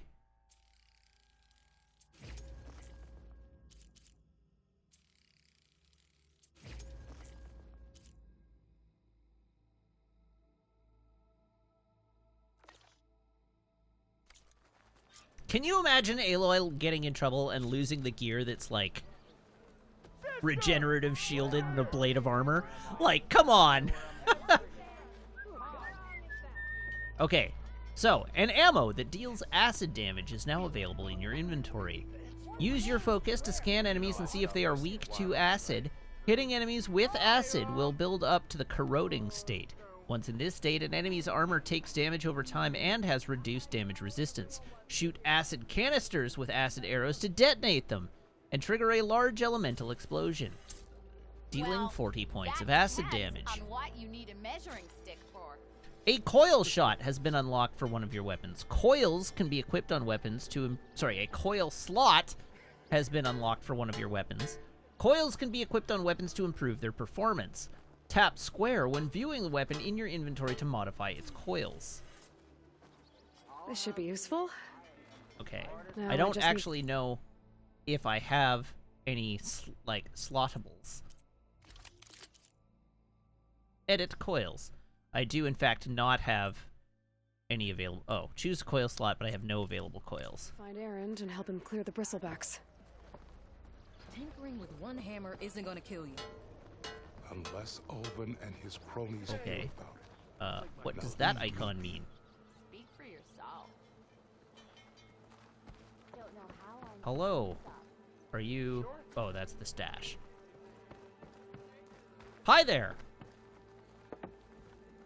Why, you twins? I never seen red-headed twins before.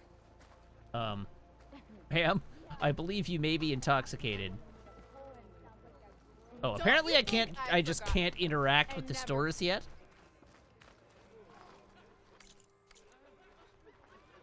Go find Aaron's last known location. Nora in the Daunt. Now I've seen everything. Did I not hear about the work stoppage? No, I didn't. The bristlebacks threaten us all. Hey, buddy. Oh, drop the act. Oh, it's You don't know Ulvund. it was the Carja who let the... What do you want, Ulvund? Some kind of payment?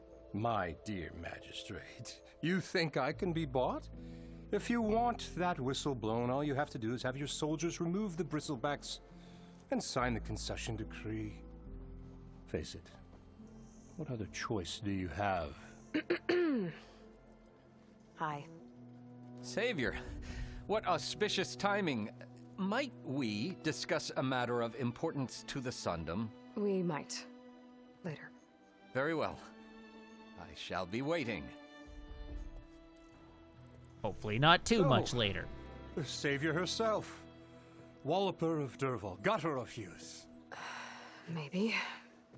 I've heard many tales Did of you your call me a beauty and walloper? heroics, my fierce lady warrior.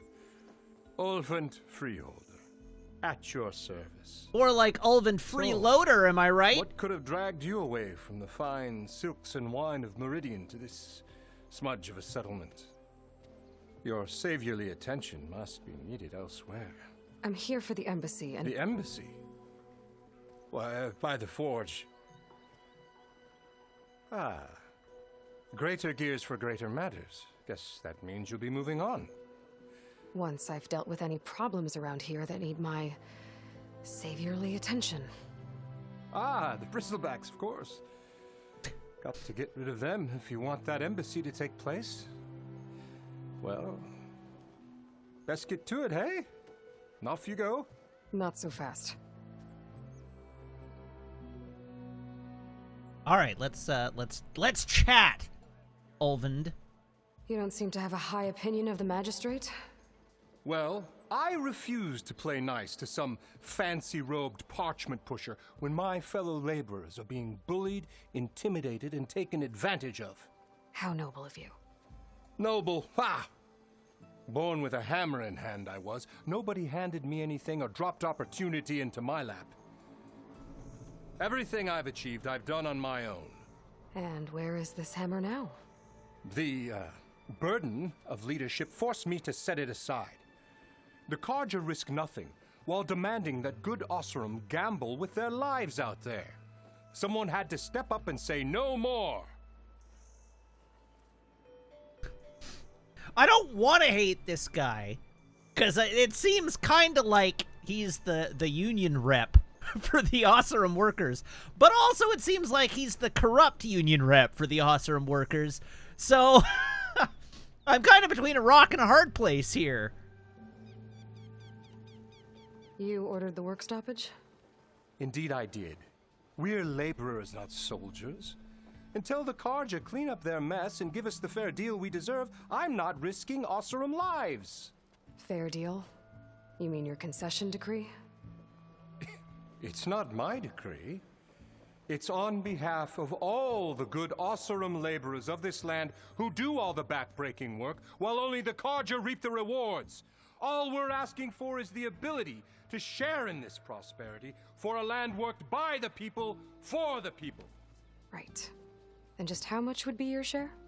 Only an amount appropriate to my contributions to this community, of course. Merely 30%. If Chainscrape is on Carja land, shouldn't a Carja be in charge? Who appointed you? The sensibilities of good Osseram folk, of course. You think a Carja can head this whole venture? Ah! The magistrate can barely make the trek from Barren Light without losing a few screws. So you have no real authority then? People only follow you because you say so. Loudly. Anyone who has followers has authority. I've been with Chainscrape from the beginning. I mean, I'm practically its founder, and its honest folk know Practically I'm or indispensable actually? to its success.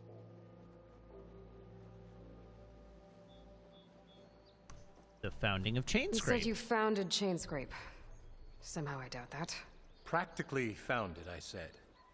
I alone saw its potential when it was just a smattering of tents in Barren Light's shadow. I invested in There we mine, go. convinced some friends back home to do the same, and here we are. You could say Chain Scrape is what it is thanks to me. Oh, so you're not just standing around and profiting off everyone else? Not at all. Sure, I make a little return on my investment here and there, but my main priority, as it was from the beginning, is to look after the well-being of these honest, working Osram. Okay, so he's a mine owner, not the union rep. Where's the whistle?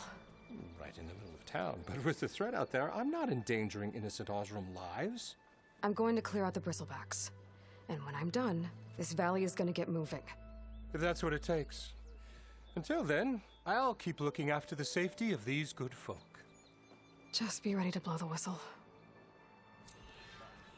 Okay, we have some bristlebacks See to what go that flight. Carja magistrate wanted. I bet he's in the tavern. Who else have we got here in town? We've got a unknown machine strike. How goes it, Hammerhead? New quest, 35 feet this away. You might be drunk. Yes, I did.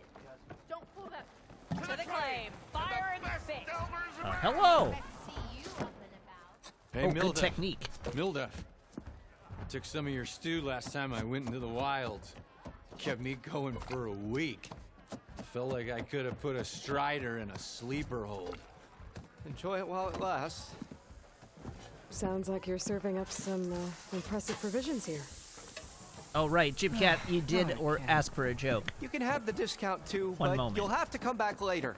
I think you have me confused with someone else. Oven didn't send you? No. Oh, my apologies. It's just that his minions won't stop pestering me. Now I've even worn out my special grill. Since No, I'm in the my midst of a special crisis, perhaps you could skip to what it is you wanted? Some of your food? Of course.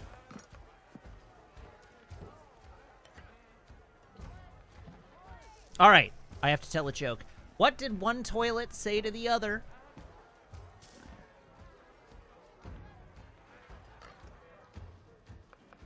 You look a bit flushed.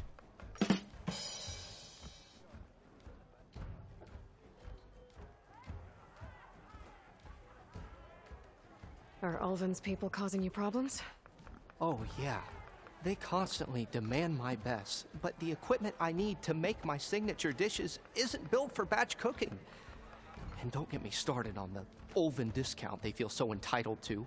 And if you refuse? I make meals. No trouble. I mean, you're the one carrying the knife, or spatula, as the case may be. Samuel says, oh god, we're in one of those houses with 2 toilets and 1 bathroom. Did you see? I'm sorry, we're diverting for a moment. Did you see the, like, Zillow hell? I should pause the game. The Zillow hell ad for the the house in, like, middle America with 5 toilets in the bathroom?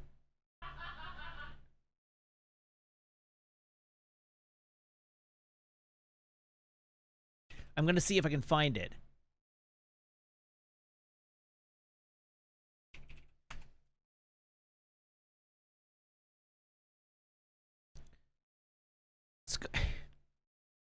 It's gonna be... Oh, it's gonna be tough to locate. Let's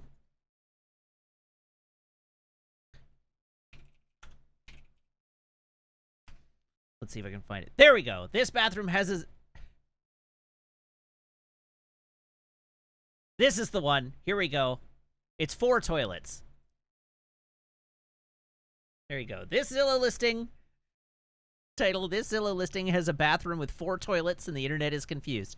And yes, it is 4 toilets and 4 sinks in the bathroom, in a single bathroom, with no walls between any of them. It's just a single room. And so the reason is that before it was converted into a house, it was like a Girl Scout lodge.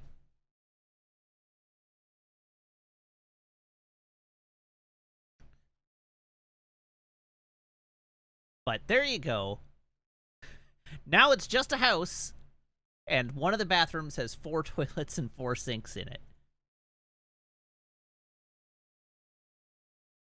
Well, I mean, it was like a Girl Scout lodge from, like, the 1800s. I don't know why that's better, but apparently it's, like, it was a communal bathroom. It wasn't, like it was, it was like a latrine. It wasn't meant to be, like, a house bathroom.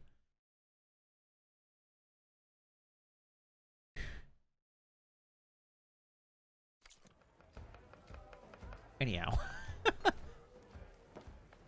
How did you end up in Chainscrape? Heard about a new and upcoming town at the edge of the frontier. Where there's a town, there's a tavern. I was in need of work. So I got myself out here and started cooking. Some of these people had never tasted proper boars and berries stew before. Anyway, next thing I knew, people kept coming back. Guess they liked my food. Or the ale. Is it your ale? Your last customer mentioned your cooking really kept him going out in the wild. Where I'm headed, I could use some of that. I would be happy to oblige, especially since you have the decency to ask pleasantly. But my special groove griddle is no more. Without it, I can't cook any of my signature dishes. I hate to think what'll happen when I'm forced to refuse Olvin or his goons. Even if I already had the right ingredients, there's nothing I can do. Unless you can source me a temporary replacement? What do you need? For the ingredients. Ooh. A few pieces of decent wild meat. And I have some of those. Say a big handful of bitter leaf stems. I have some of those. That'll do. As for the griddle, a corrugated metal panel might suffice until I can have a new one forged. You'd likely find one in a scrounger pile. Milduff is great. River to the northeast. Milduff is incredibly endearing. I like Milduff. You'll have no issue finding boars and bitter leaf on your way. Assuming you're as much a hunter-gatherer as your clothing suggests. Thanks, Milduff. I'll keep an eye out. So that's what gratitude sounds like. All right, now I really like Milduff. Okay. If you say so.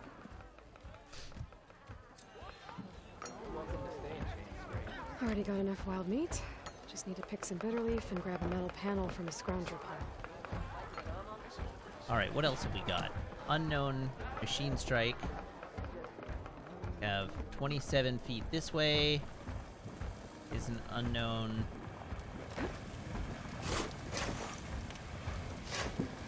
Herbalist.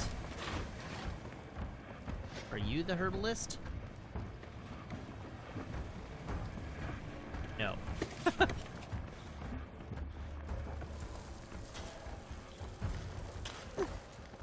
All right, what else have we got in town here that I haven't explored yet? What are you? That's the machine strike. A dash of courage. Ah. The bristlebacks. Talk to the Karja magistrate. All right, we're going to machine strike and then melee pit. Melee pit.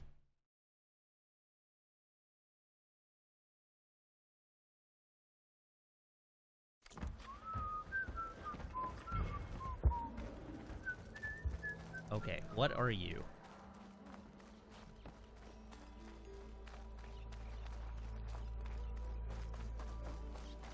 Apparently I was supposed to say inside the building.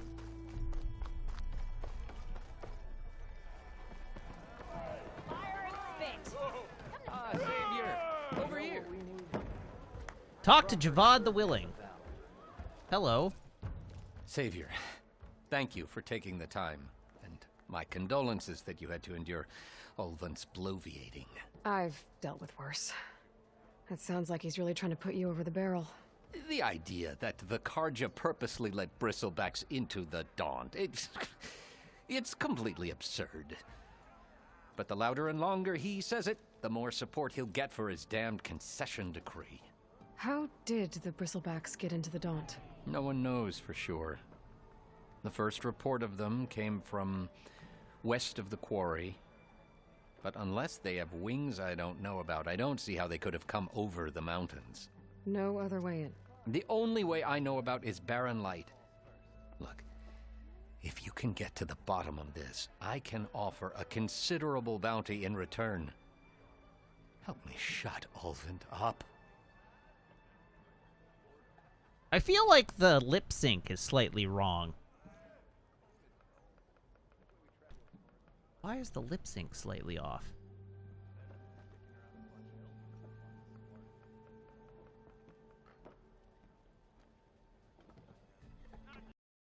I'm futzing with the settings a little bit.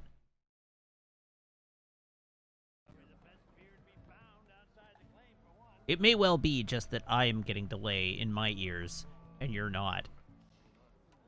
What is this concession decree that Ulvund wants? He wants the Sundom to designate portions of the Daunt as Oseram holdings. Only the portions, mind you, that produce any value. Let me guess. That seems better to stands me. Profit somehow? Exactly. With the Daunt under Oseram law, he could secure more investment for their numerous ventures. He can't get those investments without the concession? No. Not while there's a chance the Sundom could revoke their access. Hence, why the concession is so important to him. And why blaming the Karja for the bristlebacks, no matter how absurd... There's just something weird with the lip sync on this guy, but the delay is better. How does blaming the Karja for the bristlebacks help Ulvund get his concession? Look around. This may be the Sundom, but Chainscrape is all gears and rust and bad ale. Claiming that the Karja loosed the bristlebacks in order to intimidate Oseram laborers into obedience... Well, let's just say no one here has forgotten the atrocities of the Mad Sun King. And with the bristlebacks bringing work in the valley to a halt, Ulvund has plenty of time to pick at barely healed wounds. And if the Oseram refuse to work, unless the concession is signed, you won't have a choice. Correct. The reconstruction of Barren Light must continue. How did you get stuck out here? I asked for the posting, believe it or not. Overseeing the entire valley on behalf of the Sun King? It was an honor. Is an honor, I mean. But your job would be a lot easier without someone like Ulvund blasting hot air all the time? Ulvund's not going anywhere.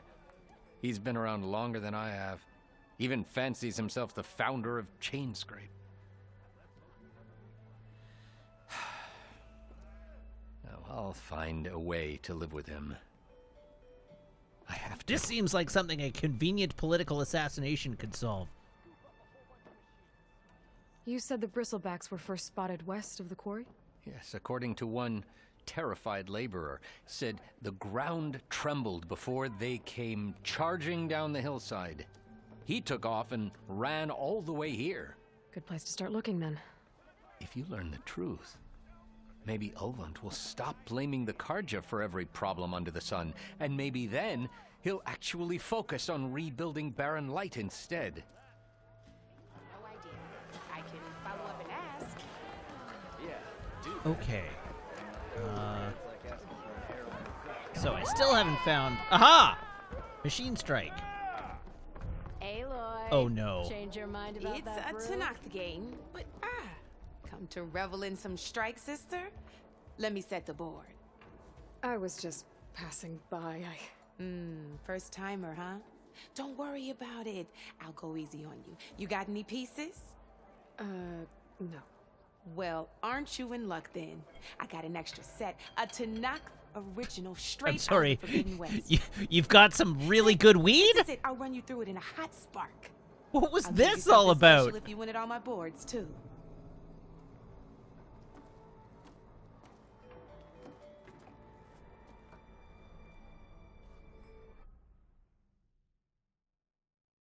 All right, beginner's tutorial. Select. Start. Are you ready to start the beginner's tutorial? Confirm. All right, let's start off simple. The Tanakh like to say that Machine Strike is a game of pure strategy. We each get a set of pieces. Each piece represents a kind of machine, and each machine is worth a different number of victory points. And to win the game, you'll need to gain 7 victory points by Wait, am destroying I fighting the Gato? opponent's machines. It can be tricky remembering the details of every machine, so we use these notes to keep track of them. You see that number on the top right corner? Uh-huh. That there's how many victory points you'll get for destroying that machine.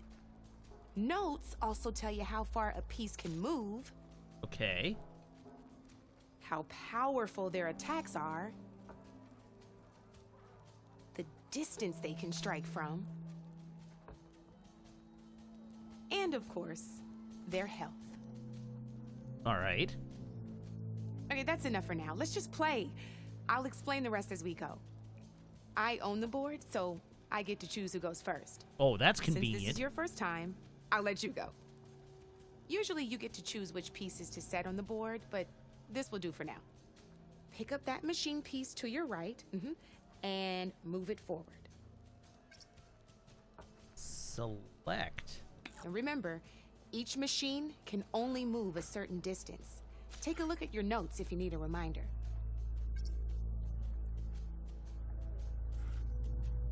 Move.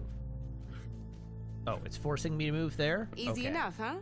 Now, you get to move 2 machines each round, so go ahead and pick a second machine.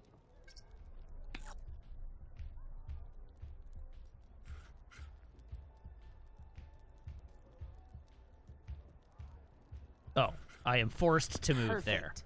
There's not much else to do for now, so just end your turn. End We're turn. forging onwards. Let me move my pieces here. I'm immediately going to lose. And we're back to you. This time, why don't you try attacking one of my pieces? Try with that machine on your right first. Okay. Now move the piece close enough. When performing an attack, you'll be testing your machine's combat power against the opponent's. A machine's combat power is a combination of the terrain your machine is standing on and its own attack power. This board only has grassland terrain, which has no effect on a machine's combat power. Okay. And your current machine has 2 points of attack power. Also okay. So in total, your machine's combat power equals 2 points. Since my machine isn't the one attacking, it has 0 points of attack power. And just like your machine, it's not affected by grassland terrain. So right now, the difference in combat power between the 2 machines is 2 points. This means your machine can do 2 points of damage to my machine. Did you get all that? Yes. Attack! Yes, let's keep Knew you going. were a smart one. Finish up by attacking my machine. Attack! Not pulling any punches, huh? Now grab that second machine of yours. See how your machine can't move close enough to attack mine? You can see make your that. machine sprint. That lets it move 1 space further. What? Try it out.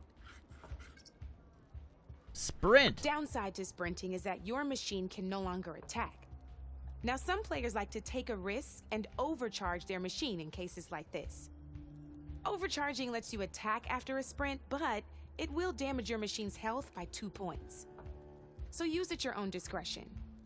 Let's try doing that now so you can see what I mean. Okay.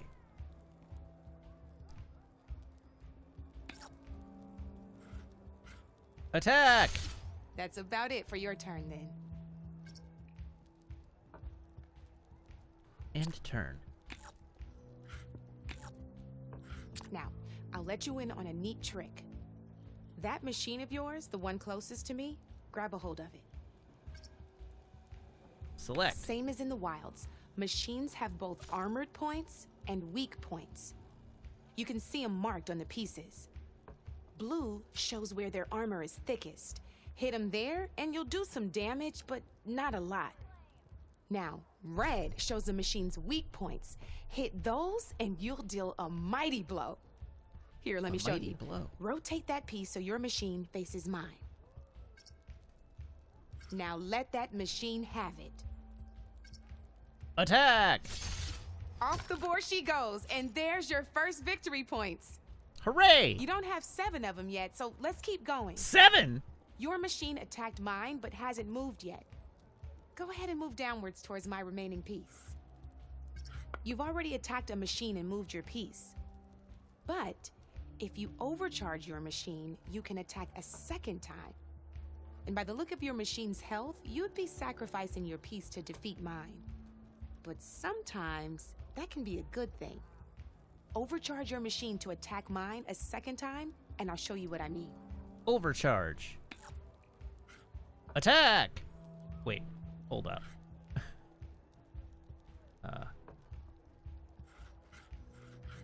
Attack! Ain't that a thrill? Now, because your machine was knocked out at the same time as mine, we both get the victory points our machines are worth. Good news is, since you're the one attacking, you're gonna receive your victory points before I do. Which means you can reach the coveted 7 victory points first. That's why sometimes losing a piece can be the best way to end a game in your favor.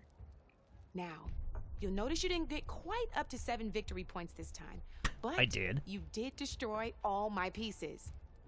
That means you're the winner. Does it? It doesn't mean we're just stuck in limbo forever? Just remember to always check for the best terrain to attack from. You'd be surprised the advantage you can gain over an opponent like that. I know it saved my behind in a game or two. I'll try and remember that. Oh, before I forget, these are all my spare pieces. I want the Savior of Meridian to have them. It's a small set to be sure, but it should be enough to get you in on any strike games you find out there. You might even fancy looking out for them strike carvers. They've got all kinds of unique pieces that can turn a game in your favor. Unique pieces? They'll need the right materials. Are you telling me you're able to just carve your own pieces? You might find them in the wilds if you're lucky. Mine does 1 million damage and has 1 million hit points. Night of machine hunting or brew hopping. No need to thank me. Always a pleasure to help out new strike players. So we all remember how sucked into Fort Condor I got playing the Final Fantasy VII Remake, right? I could even teach you a few more tricks if you're up for it. Thanks. I'll think about it.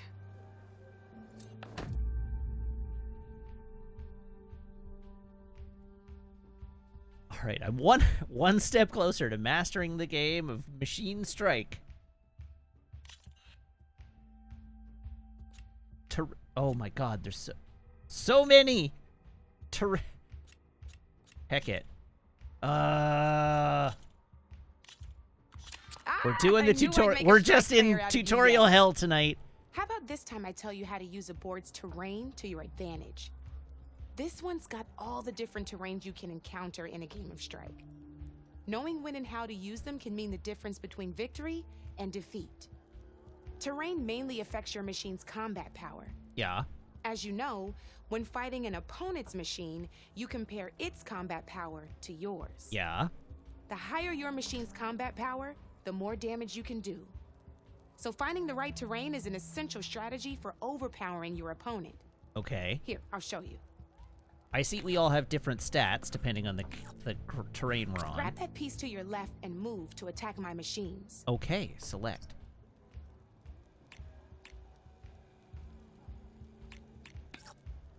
Now let's take a look at your machine's combat power. Combat power is the sum of a machine's attack power and the value of the terrain it's standing on. Since your machine is attacking, it's using its 2 points of attack power. It's also standing on forest terrain with a value of 1 point. Add those together and your machine has 3 points of combat power. Great! My machine is standing on grassland terrain with a value of 0 points.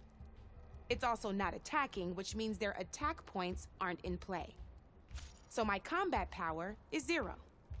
This means your machine can do 3 points of damage. Go ahead and test it out. Okay, but why do you have reduced health? I will attack. There you go. Now, choosing the right terrain doesn't just improve your offense. It can also help defend your machines from attack. Grab your other piece and place it in front of my second machine. Okay. Since your machine is attacking, it's using its 2 points of attack power. It's standing on grassland terrain. This terrain has a value of 0. This means your machine's combat power adds up to 2 points. Right. My machine can't use their attack powers since they're defending their position. But they have the higher ground. They're standing on forest terrain, which is worth 1 point. This means my combat power adds up to 1 point. Now, the front of my machine is colored blue, This means that the spot you're about to attack has armor protecting it. Which means my machine gets an extra point, giving it a total of 2 combat power points. If we compare the combat power of both machines, you'll see that you won't be able to do any damage. Whenever you're unable to top an opponent's combat power, you can still choose to attack and break their machine's defenses instead. Go ahead, try it out and see what happens. Okay. Attack.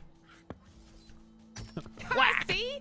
When you break a machine's defenses, you can knock it backwards. Sure, both our machines will receive 1 point of damage, but knocking my machine off that terrain makes it more vulnerable to attacks.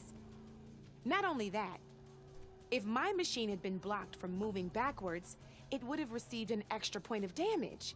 Oh, nice. And if my machine had been blocked by another one of my pieces, that machine would have received damage as well. Oh, nice. That's why breaking a machine's defenses is a great way to deal damage to several pieces at once. Useful, right? Okay, now go ahead and end your turn. There's still one more thing I want to show you. But I want to overcharge. All right, as we've seen, the higher the terrain, the more it'll add to your machine's combat power. However, there are 2 other terrains that work a little differently. This is what we call a chasm. Only flying machines can be placed on those. But it'll take away 2 combat points if you do, so be wary. This is marsh terrain. Landing on it will take away 1 combat power point from most machines. It'll also keep your machine from moving for the rest of the turn. Here, let me show you. Grab that machine on your left. Select. See? All you can do now is wait for your next turn to move again. Or you can overcharge your machine to get out of there. You can still attack any nearby enemies so you're not completely helpless. Well, I think that's enough yammering from me for now. Promise it'll all come in handy next time you play. All right. Tutorial completed. Machine types and skills tutorial. Here for more tips? Why don't I tell you a bit more about the pieces we used to play? In a normal game, you get to choose which machines you place on the board. Each one is worth a certain number of setup points, and you can spend up to 10 assembling your army. Knowing what each machine brings to the game and building an army that matches your strategy is the key to becoming a machine strike master. Okay. When assembling your army, I just want full Thunderjaw. There are a few things to keep in mind. First and foremost, you can never have more than 4 of the same machine on the board at the same time. It is magic. With that in mind, most players would choose machines based on how far they can move or how much attack power they have. But a real strike player will be looking at a machine's type and skills. Let's take a quick look, shall we? Pick up that machine on your left. On my left, okay. All right, let's talk about the different ways in which a machine attacks its opponents. In other words, its machine type. If you look at your notes, you'll see this machine here is a melee type. You can also tell by the shape of the base the piece stands on. A melee type machine attacks the first enemy within range, and no one else. We've seen this plenty of times, so just move that piece forward so I can show you some more stuff. All right. Dink, dink. Great, now grab your other machine. Looks like we've got ourselves a gunner type machine here. Ooh, gunners. This means they'll only hit the farthest enemy in their attack range. Let's move that machine forward and end your turn so we can take a look at the rest of the pieces. Dink. Enter. Let's go with this piece first. This is a ram type machine. Attack an enemy with it and it'll push the piece backwards. Like this. How See, dare. now my machine has taken over your machine's spot on the board. This is a great way to take the advantage away from your opponent if they have the higher ground. Looks like we have one more piece to look at. No, now, Anakin. This is a I have beauty the of a higher piece. ground. A dash type machine. When it attacks, it'll move to the end of its attack range and damage every machine in its path, I'm sorry. including your The own. charger is dash So make type, sure but you the other take a good thing look was at the charge board before type? You send it off to the races. You should also make sure it's able to finish its attack. No, it was on ram an empty type. spot. Otherwise, you won't be able to attack at all. Here, I'll show you. Dear me. Look, it Big even yawn. rotated your piece. A nifty little piece you'll definitely want in your set. If you look at your notes, you'll notice this particular machine has one of the skills I mentioned before. There's quite a few of those, and we haven't even looked at all the machine types yet. But I'm pretty sure you've got more important things to do, so I made you a list. It's got all the tips and tricks we talked about, too. I think that about does it for now, so if you want to play a real game, just let me know. I do. I really do. For somebody who, like, doesn't play tabletop as much as me, I do get sucked into the tabletop games in video games. God, Gwent is gonna be the end of me if I ever play The Witcher. All right, beginner's practice, easy. Good luck.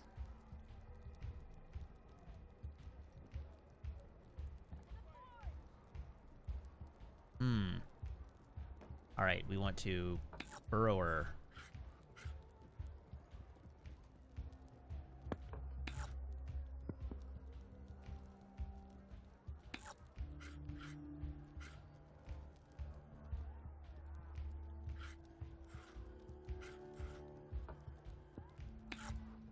Board's all yours.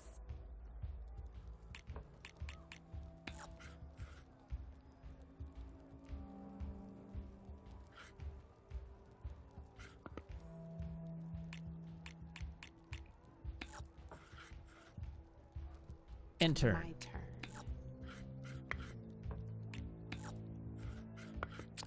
Oh, hello. Your move, Red.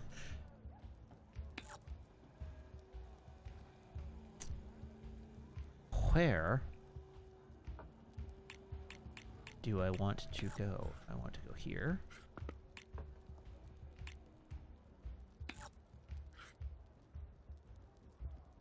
Attack! I got a tough fight ahead of me. Eat it, nerd!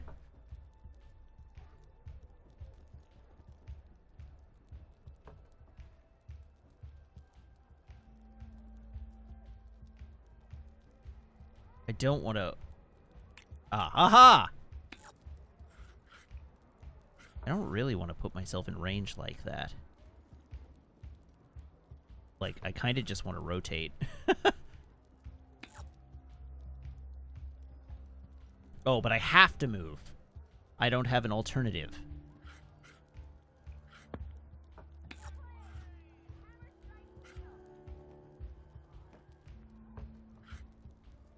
Okay, let's see.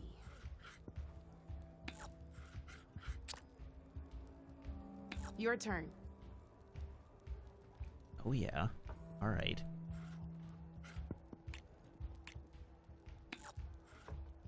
Attack!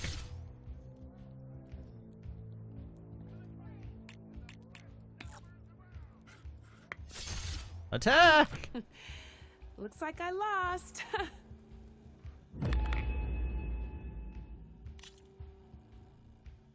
I am champion of all things Machine Strike. Beginner's practice, medium, confirm. Here we go. Oh, we have 4 pieces this time.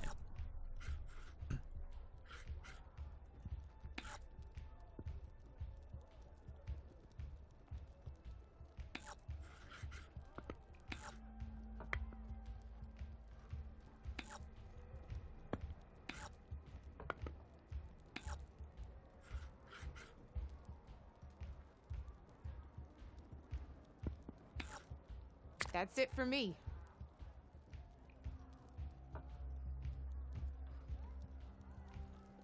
Okay, now I have to... So you can roll out pretty good.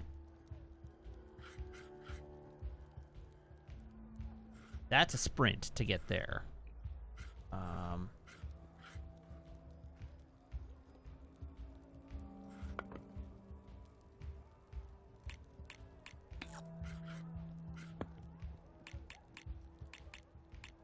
Oh, I only get to move twice per turn. I see. I'm up.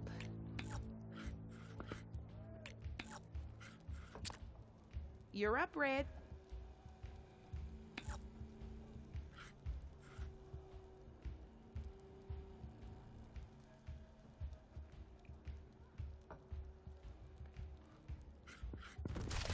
Attack. That was a surprise. Was it? How bad are you at this game? Hey! Oh, that was the perfect spot. No, my lance horn. No, my Door's lance all horns. I would like to get my lance horns out of danger.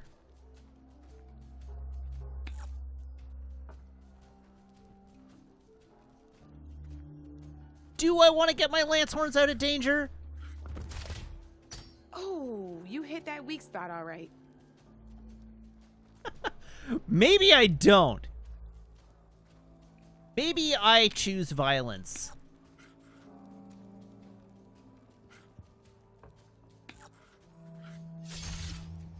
Knocked right off the board.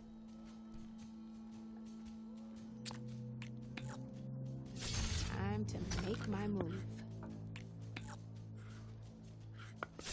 Oh God. Off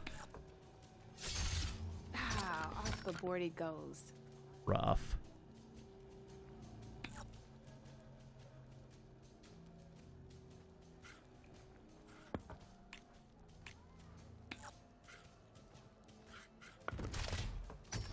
Just one piece left. Okay, this is gonna have to be a coordinated assault.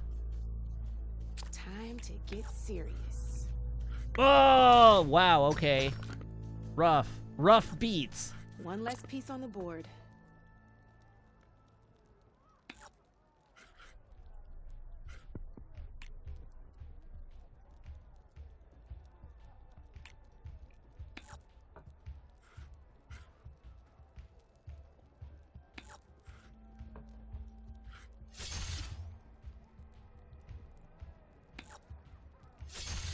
You got me. Fair Hell and yeah. square. Victory is mine. Beginner's practice hard. Let's play. Lance horns are a resource. That's exactly right. Burrower, no skill. Burrowers have no skill.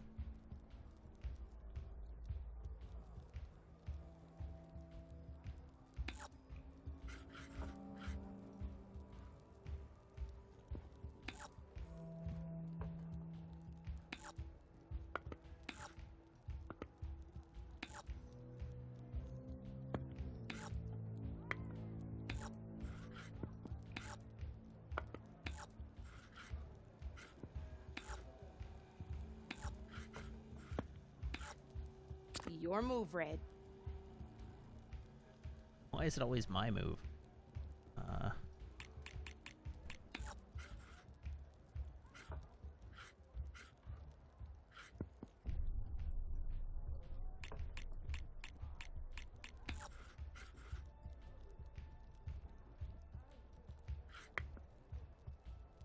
I feel like that put me in danger. I think I did something foolish there. Oh, lucky. That's it for me.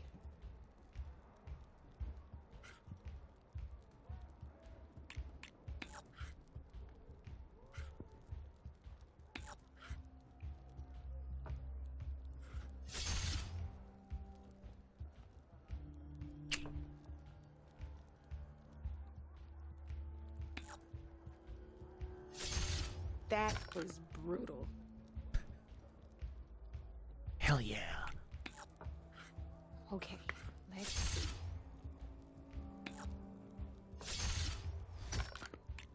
Hell no. That's done now.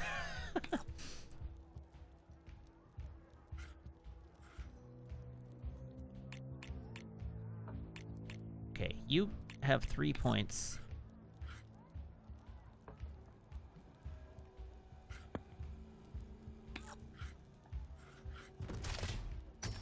That was brutal. Got him. Okay. What is my next move?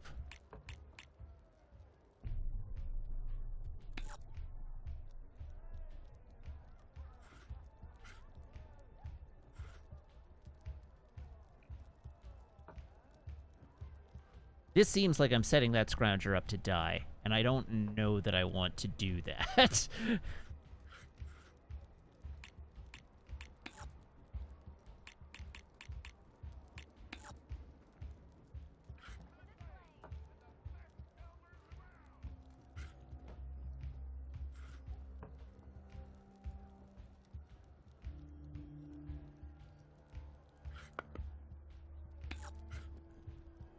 Oh no. I've made a terrible error.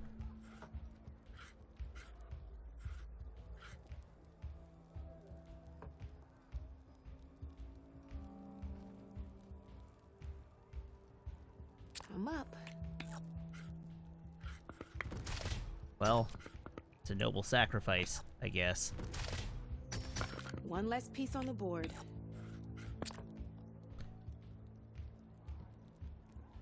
Your turn.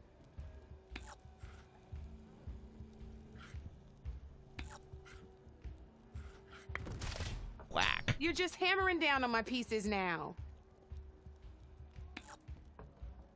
Whack. Oh, bold choice. Was a bold choice.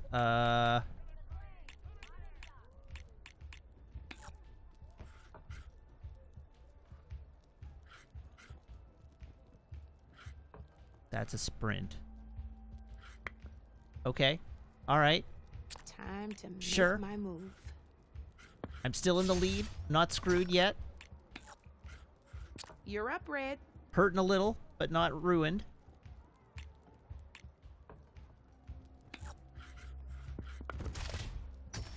Well, that's done now.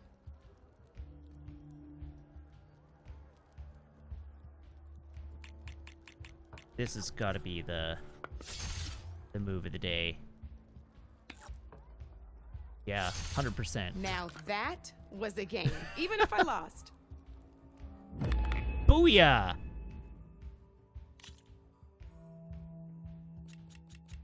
Regular oh no.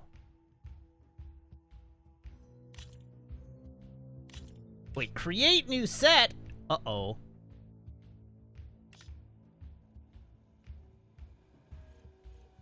Okay, so we have lance horns, we have fang horns, and we have grazers. When attacking from grassland, gain +1 combat power.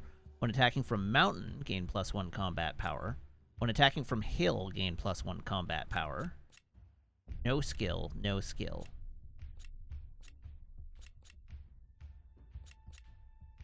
So those are both 2. That's 1. From grassland. 1 attack power, 2 attack power, 2 attack power. 3 attack power, 2 attack power.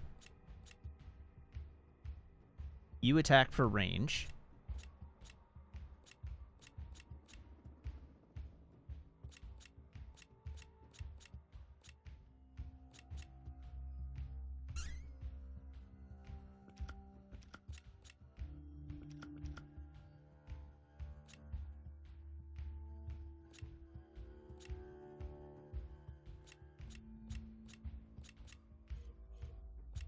What do I want? What do I want? 4 health, 5 health, 4 health. Let's live dangerously. Oh. I see. Okay.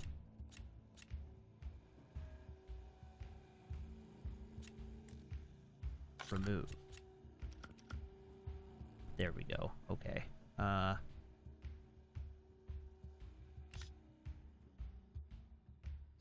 Start challenge. Confirm. This is gonna be fun.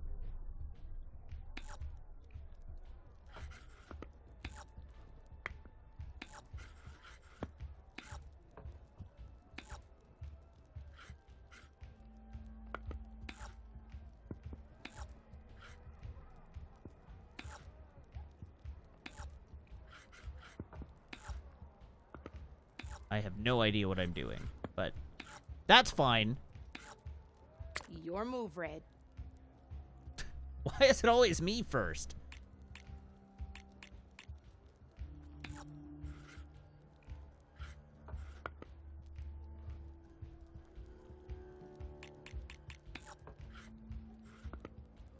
Time to get serious.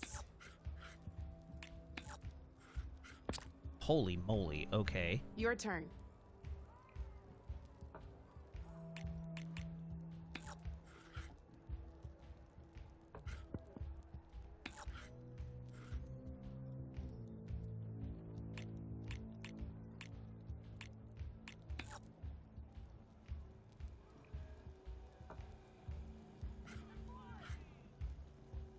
Why didn't I get an attack there? I feel like I should have gotten an attack. What did I do wrong?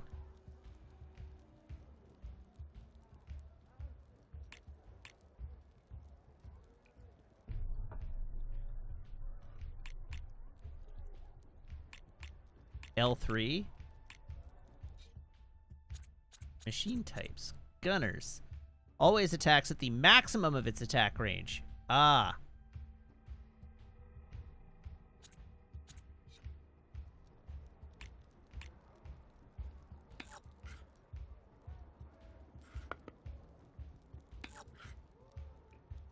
No! Damn! Can I get a do-over?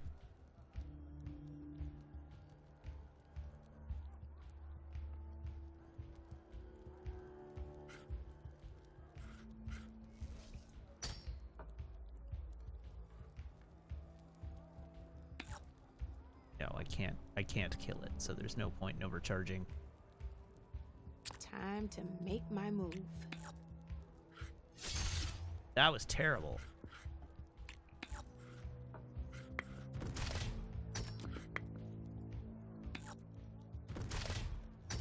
Now that's rude. Off the board it goes. Okay.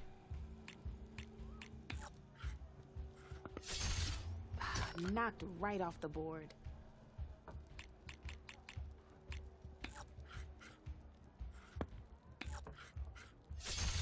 That was brutal. Okay. All right, we're back in this. I'm up.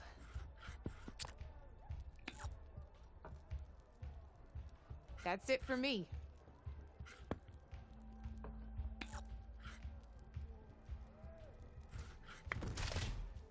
Yikes. I better step up my game. That's right.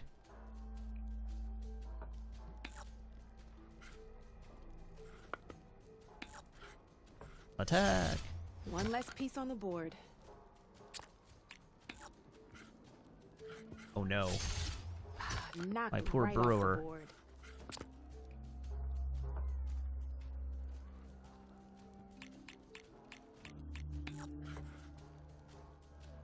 Always attacks at the maximum of its range.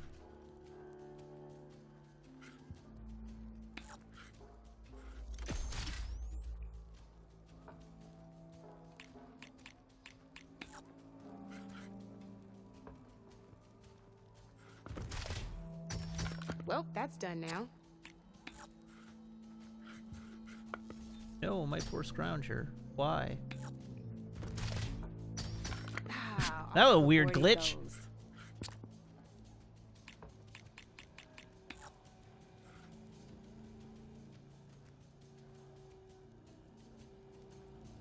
Attack.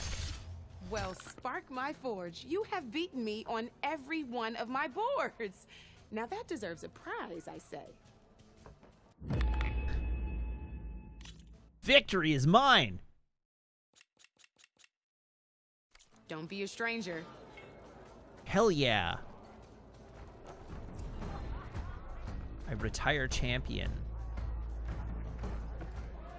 All right, hi Petra. Come for that beer after all, eh? Here, sit down. Get a pint in her hand. Wasn't expecting you to swing by. Since when do I do what's expected? Ha! There's that spark. Fire and spit. Gross. Fire and spit. Wow, this beverage tastes That's like a both blast of from those the are in bellows. here. Won't fix the forge, but at least I can forget about my troubles for a while.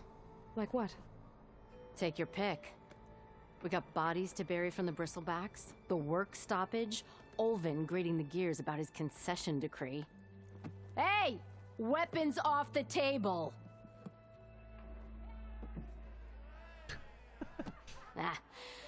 Don't listen to me. Nothing a cold brew and knocking some heads together can't fix eventually.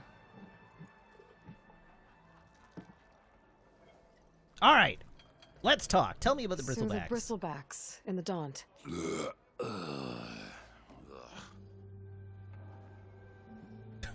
Where did they come from? That's the thing. No one rightly knows. They just showed up one day, rampaging around the valley like they exploded out of a forge. Lost some good people. But I heard talk of some vanguards trying to take them down. Did they come through here? Stopped by briefly for supplies. Olvind was none too pleased. Won't be able to crank it to his advantage once the bristlebacks are gone. But how could bristlebacks and the Daunt help Olvind? 2 words. Concession decree. Since no one knows where the bristlebacks came from, Olvind has taken to blaming the Karja for them. He's hoping to dig up enough old resentments to get a strike going until the concession's signed. All right, so somebody in This is just his chat latest suggested this was a attempt. false He's flag, been but trying now to I'm rile up the convinced. worker since the day he rolled into town.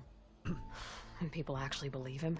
Lots of folks suffered at the hands of the Mad King during the Red Raids.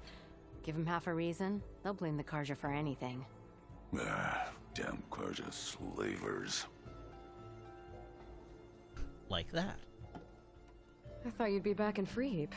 Well, after the big battle at Meridian, I went back, but realized it was running smooth. Didn't need me. Heard about the rebuilding out at Barren Light. Figured they could use another hammer. Been scraping by ever since. You could always leave. And go back east? Nah. I ain't one to leave a lit forge. Besides, someone's gotta be a squeaky wheel for the workers around here.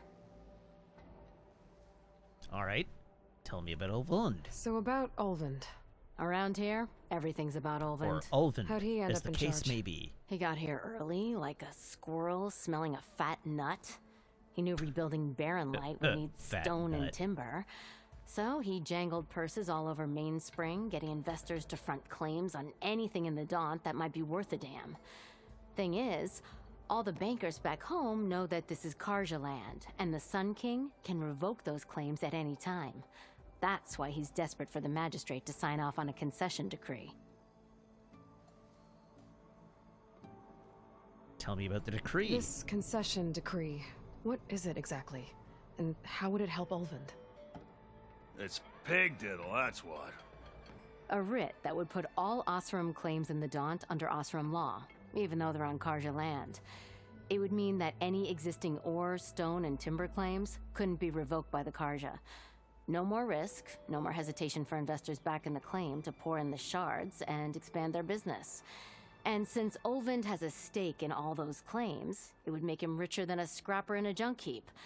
Not to mention Chainscrape would become an Osram municipality, so he could buy enough votes to call himself an elderman.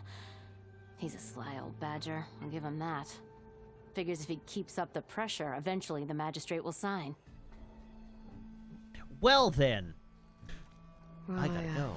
I have to be going. Thanks for the drink, Petra. I'm glad I stopped by. Anytime, Flamehair.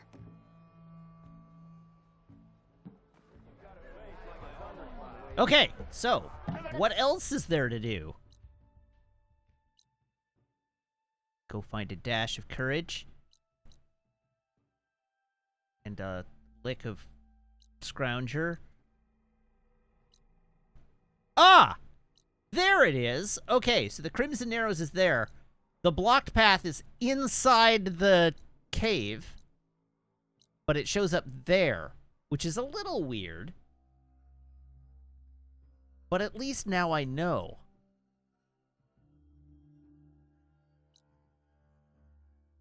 Okay, that's Aaron's last... What do you mean I'm wrong? Is there another, more different blocked path? It's a different one. Okay, if you say so. That reminds me. I mean, I would have learned that on my own eventually.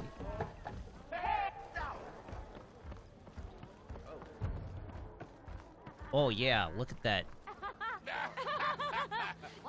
overexposure If I effect. were a sober man, I would salute you. Anyone see where I put my drink? Empty ale. Anyone? Hello, sir. Around here we're talking to. Aloy just, like, fully jumps over that guy's head. Are there any arrowable fish in this river? That's as clean as I'm gonna get out here. Can I shoot a salmon? Oh. I'm literally standing in front of the bitter leaf. Bitter leaf.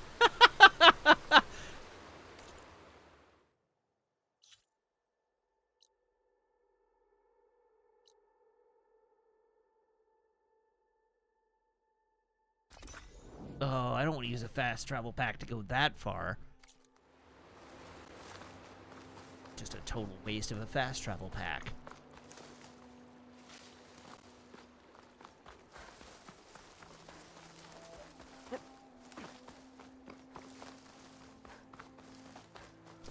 Let's all go to the scrounger site.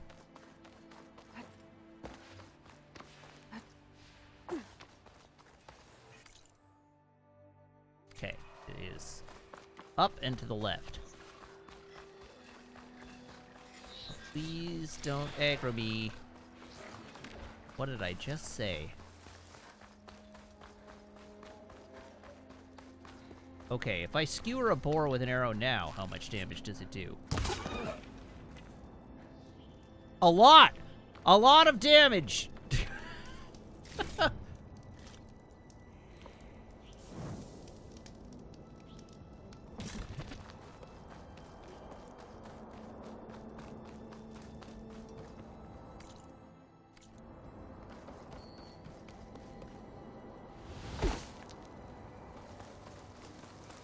Scrounger site is this way.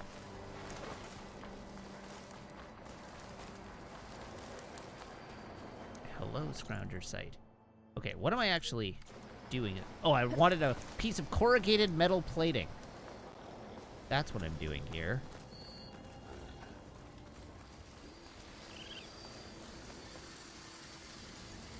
Scroungers. Mildev said I could find a metal panel in one of their scrap piles.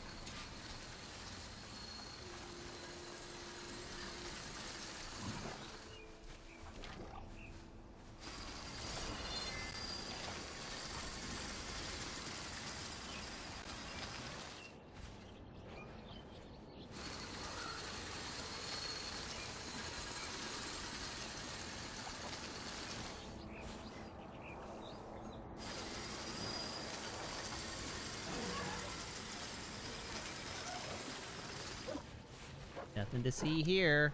I am very stealthy.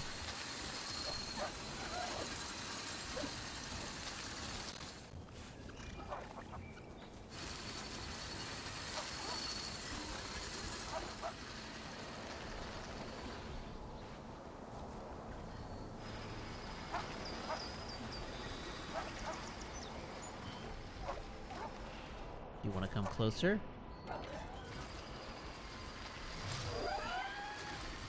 Aroo! Good night.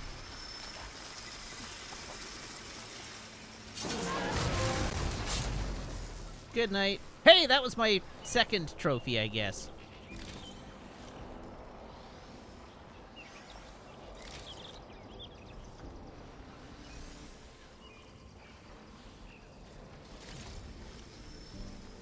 Search the scrap pile. No metal panel. Better check another scrap pile. Oh god.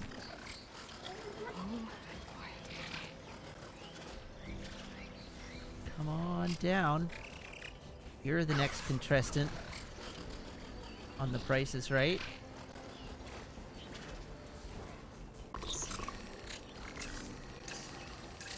Come on, a little closer.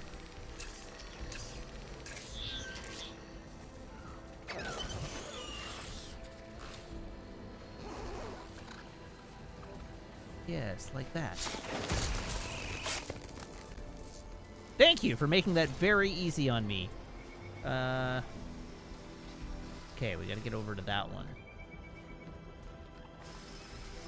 Sneaky deaky. Clap, clap, clap, clap, clap.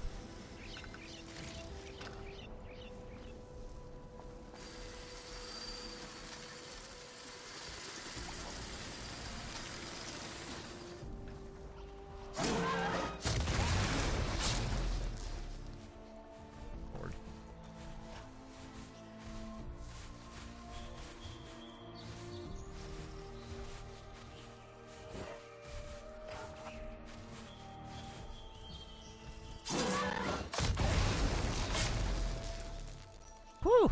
All right. Got there.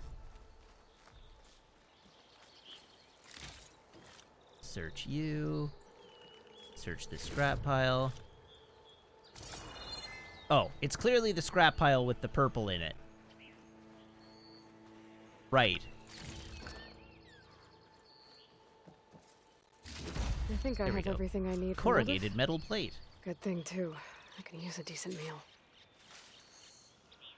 Okay, oh, there is a sneaky friend up there. What a sneaky friend!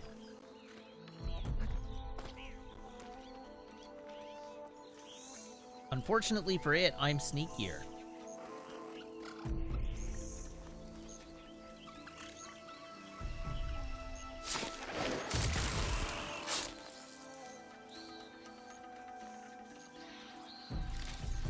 A lot of good hiding on that hillside watching over all your buddies did. Were you asleep? How did you not see me?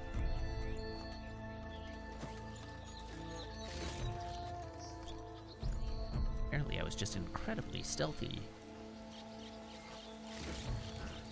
Well, now I can stand up and wander freely. Nothing more to worry about. Surely there are no additional sneaky friends.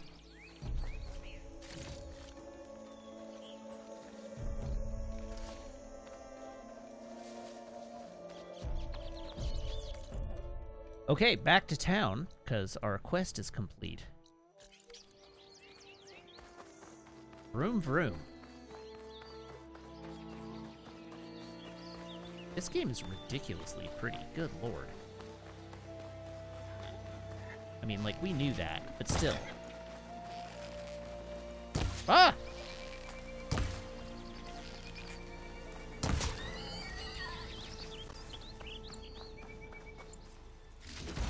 Ooh! A boar bone.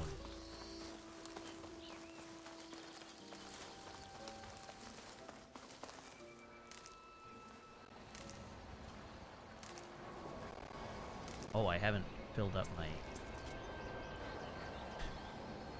So now I hear, like, crackling in my audio, which is also weird. So I'm futzing with it again.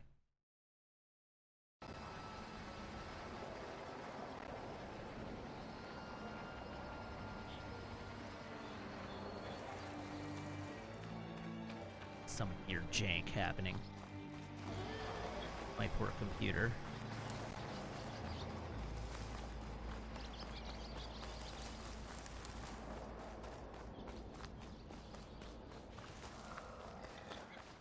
Yeah. There is a slight occasional crackle, and I know it's there. And I'm not sure quite why it's happening. Or how to fix it, for that matter. Ooh, what's this green object? What are you?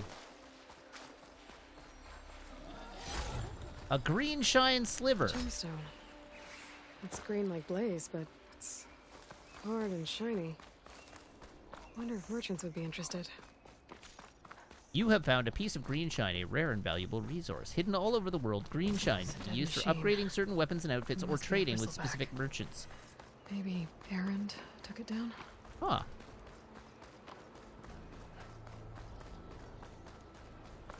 Cool. Hear about that traveling Osram troop?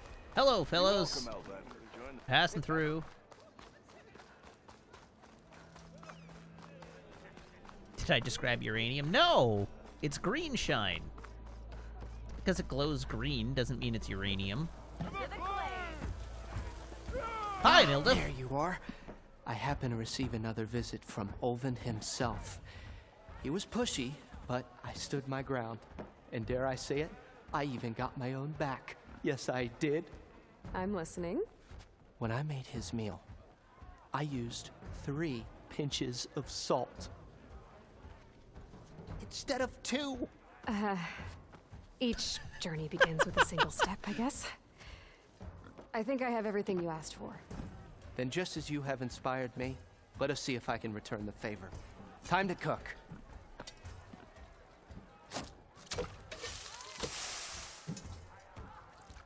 Honestly, going to 1 pinch of salt instead of 2 might have been the bigger insult.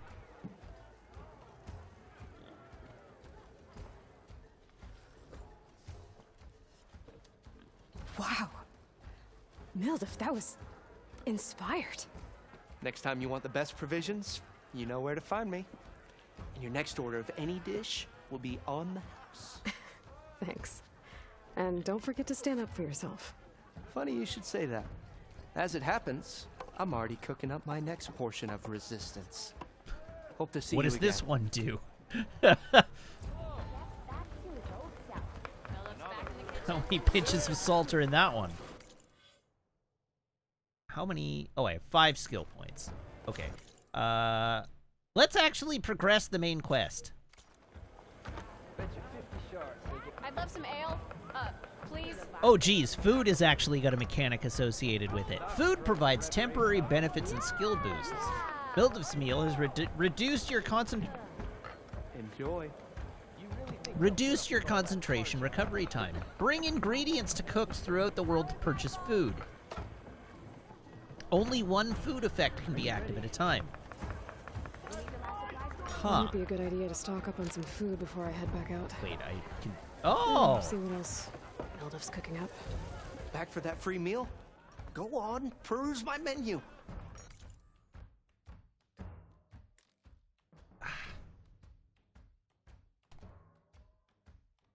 Okay, so, how do? Select local stew. 20% maximum health for 3 minutes. Is there any reason I wouldn't just buy this out? Amount to purchase 2. Oh! Ah!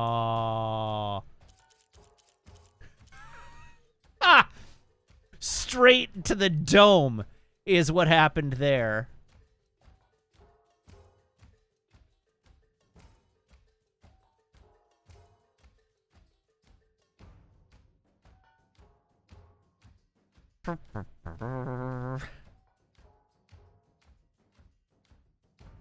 The first one's free. I should have gone to the bottom.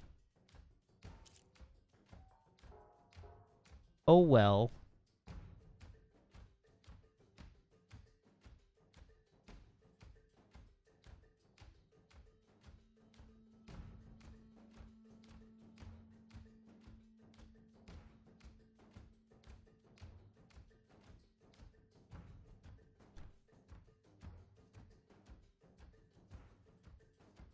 Trying to find a joke. There was a joke redemption, and I'm trying to find a joke.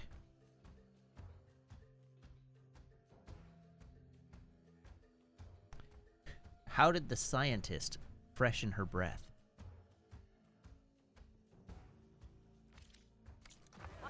That reminds me.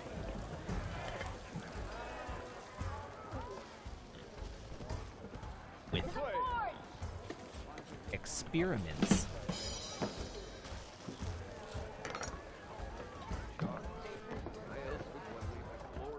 Wait, not this way. There's the exit.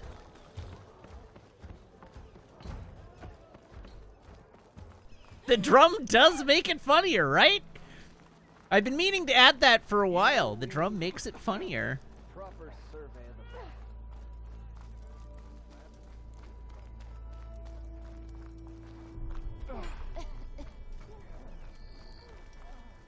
It's rude to stare. That's a lot of acid. Wait, hold on. Oh. I need to collect acid in order to use the acid. And I do not have acid.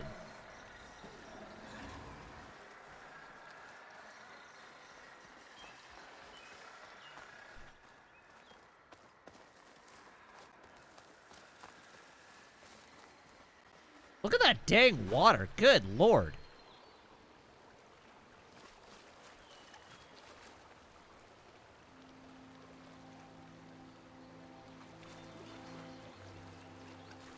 Holy moly.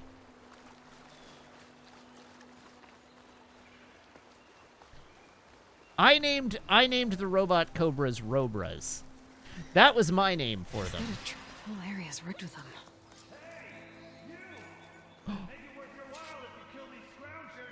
It's always something. I recognize Hold tight. that voice. I'll see what I can do. Try luring them into the tripwires. Come get some. Oh, wait, I do have. No, I don't.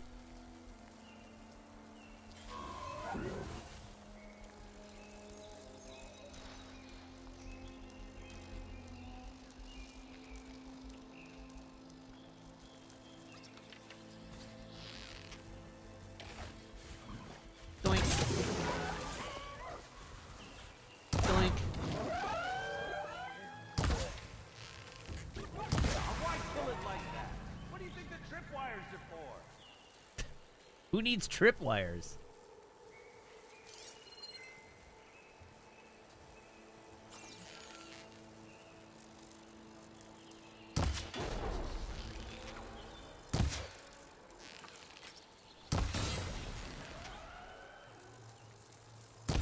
Oops.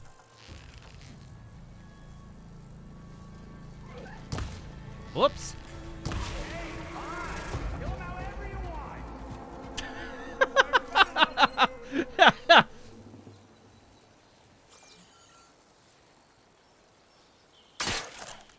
I do truly appreciate that the guy is annoyed at me.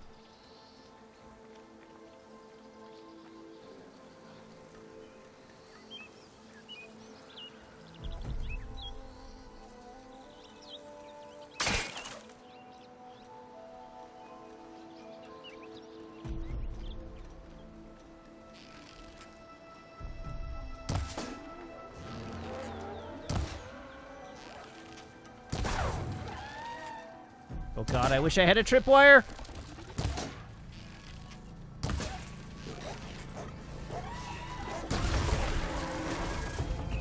That's Woo! What a day, what a day.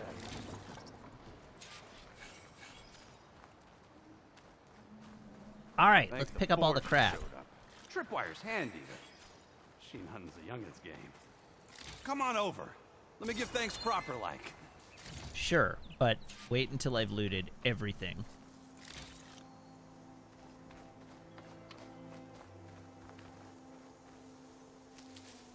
I now have For my 7 stash skill later. points. Well, those will be fun to use when I feel that I need to use them. At some mysterious point in the future.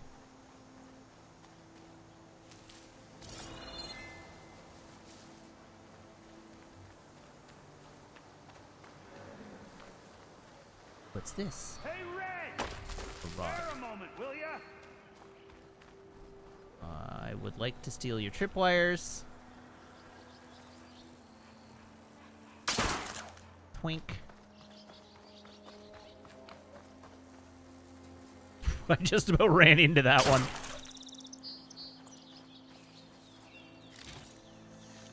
Got the sparker. Got the resource container. All right, now we can... Nope, there's still stuff in the grass.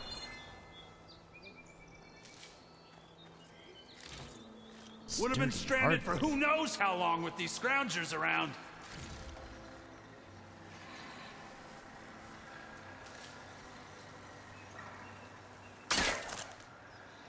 Okay, now I feel like I've looted fairly sufficiently. Ah. Okay, hi! Let's chat. I see you're a practiced hunter. Took you less time to kill those scroungers than vanguards to kill one bristleback. So the vanguards came through here? Yeah, just a bit ago. Down that bristleback, headed south. But then those scroungers showed up to carve the carcass, as they do. Then another bristleback ran through. I'm telling you, it's crazy around here. So the Vanguard went south? Probably. This whole valley is swarming with them. The Vanguard seemed dead set on getting rid of them. I see. Hold on there, Red. If you're gonna go chasing across the Daunt, you're gonna want a tripcaster. Ooh, a Not just any tripcaster. tripcaster. One of my make. Free of charge. A free tripcaster. Workmanship looks solid Even enough. better. Yep. Been tweaking the design since I left Chain Scrape. More room to tinker out here and less chance of, well, accidents. Ah, so that's how all the tripwires ended up in the ground. Did something happen in Chain Scrape? Well, like someone. Let me guess. Ulvund. Oh. Back when I had a place in town, he took a real interest in my wares. Kept pressing for the Ulvund discount. I said no. He didn't like that so much. I can't prove it, but that chuff bucket set my workshop on fire. Felt it best to put some distance between us after that. Cable car operator told me the bristlebacks just appeared yesterday. Do you know anything about them? How is old Karn? Back in the day, me and him got into all sorts of trouble. There was this one time that... Anything about the bristlebacks? Nope. Karn said true. They just showed up and ran amok. Lucky for me, I've got you and the Vanguard swooping in time to save my backside. I did swoop in just in time to save your backside. I should get going. Thanks for the tripcaster. While you're blasting bristlebacks, I think I'll head down to the hunting grounds. Ooh, hunting Did grounds. you know they have a tripcaster trial? Come Everybody my way if loved you the wanna try hunting it grounds out. last time round, Maybe. right? After I get things under control. So Aaron headed south. Should be able to pick up his tracks with my focus. Tripcasters allow you to place various types of tripwires. Tap R2 while aiming to set up the first anchor point, then aim and fire again to place the second. There is a limit to how many tripwires can be placed at once. Be careful not to run into your own tripwires.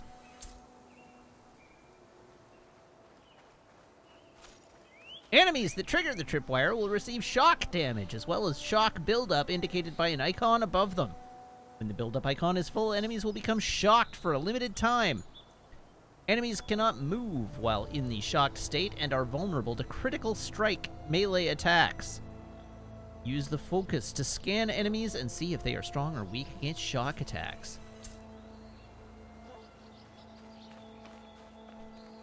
Alright, where to whence am I heading? Okay, we have an unknown there. We have that's the unknown that I couldn't figure out how to access. We have bristlebacks over there. We have 2 campfires, so I should probably light up the campfires. There's an unknown relic ruins. That's where we're going. To the unknown relic ruins.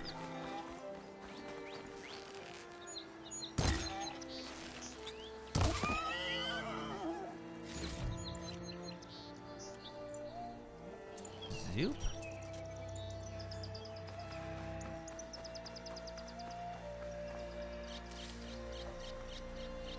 Oh, are you a bristleback? Is that what you are?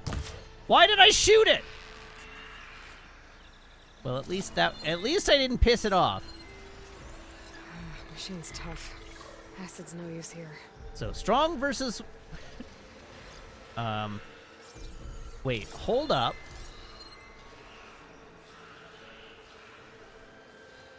Why do I have a track here? What have I stumbled across?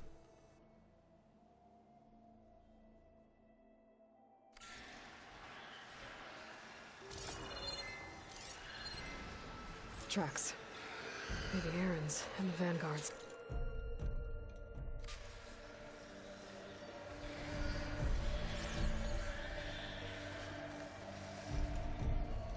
Yes.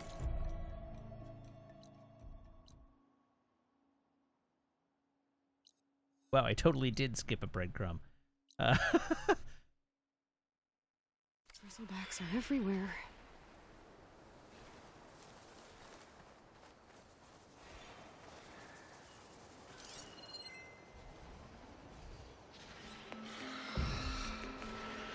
Ooh.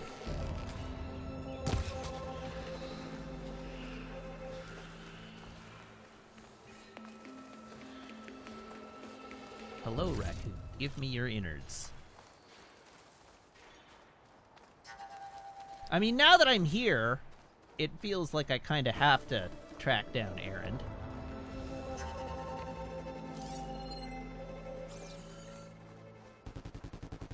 It would be rude not to.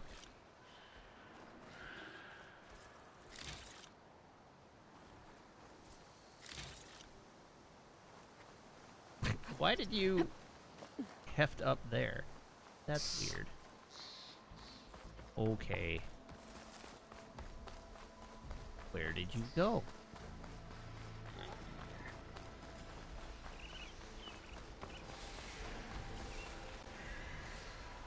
Oh, those were rocks. At this rate, I'm just running to San Francisco. Jeez.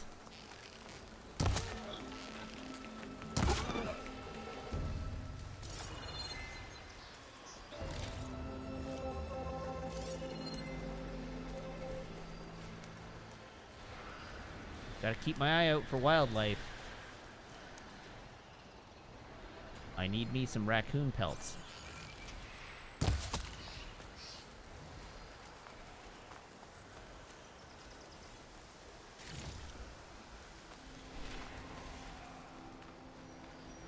Oh, hello. Look, it's a progression of the quest chain.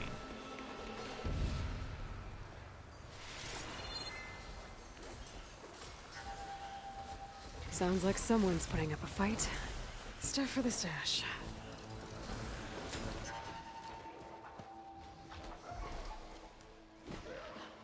Oh, we recognize that outfit. Hey, buddy.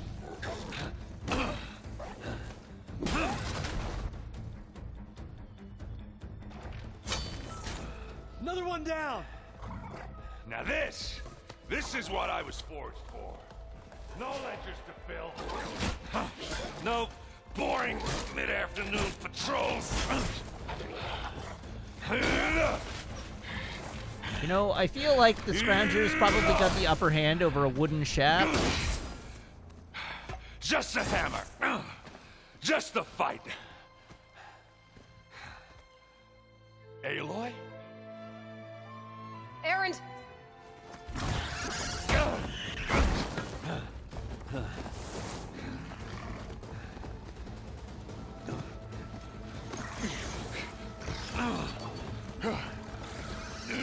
Okay, so the bristlebacks are big acid warthogs.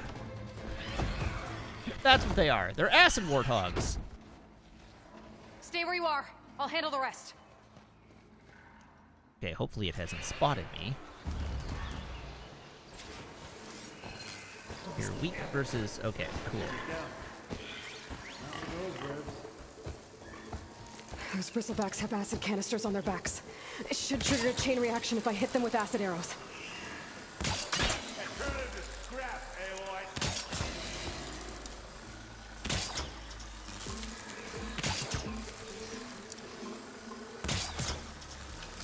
Oh, that's max placed. Alright.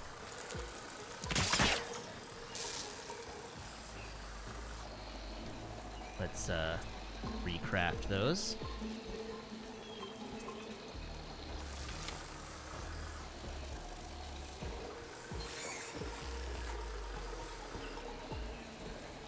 Kablamo!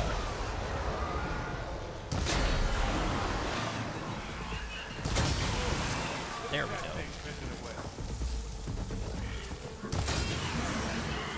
Go balls.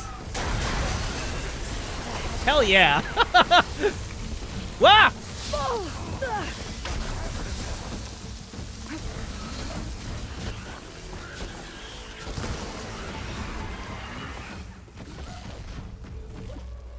Oh god.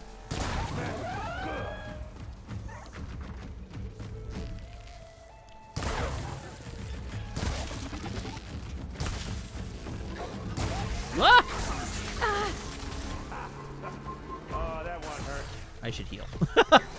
Oh god!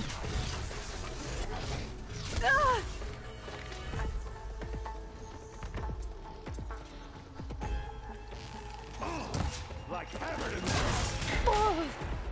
Alright, everything's fine. I'm good. All according to plan.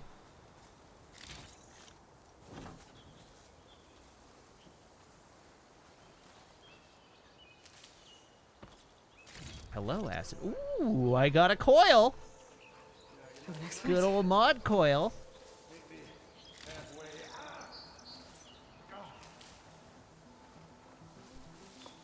Alright, the electric trap was a great idea. Positively inspired on my part. A coil is now available in your inventory. Unlock coil slots on your weapons by upgrading them. Equip coils you loot or purchase to improve your weapon's performance.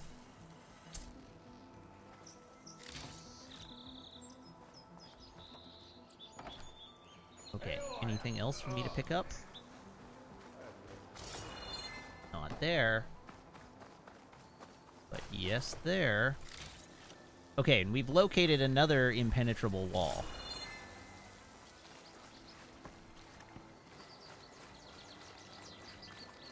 Alright, hi Aaron. How you doing? Long time no see. Keeping well? You look good.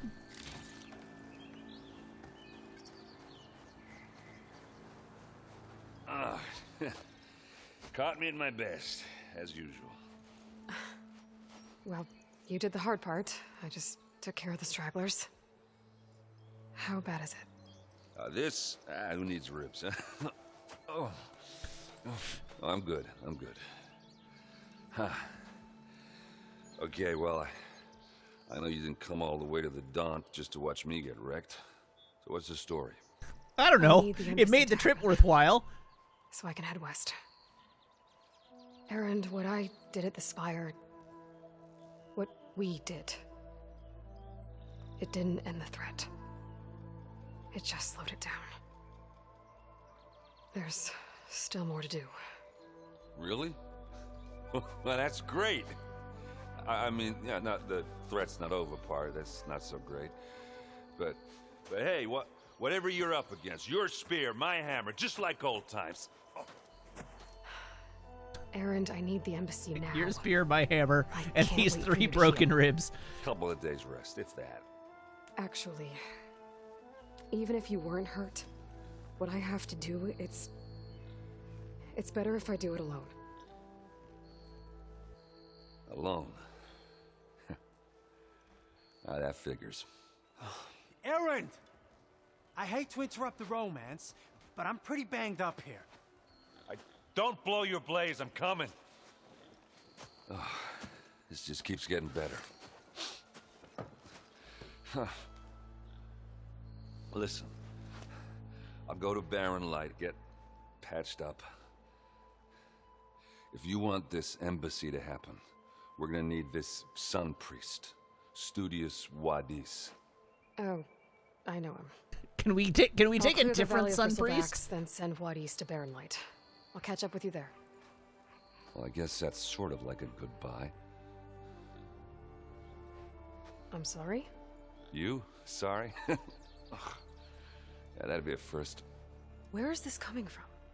Hey, just, forget it, yeah. Oh, it's nothing. It sounds like something. All right, fine.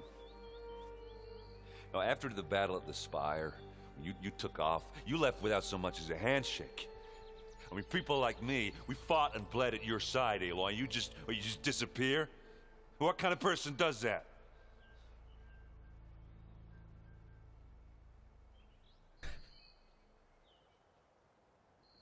Someone who doesn't have time for this. Punch.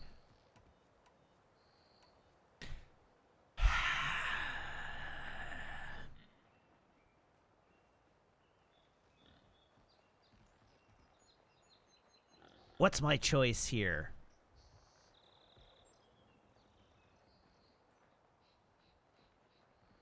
Yeah, I agree that Hart here feels right.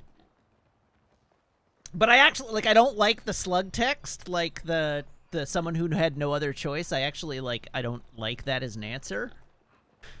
But I do think the heart tree of, the heart family of answers here is right.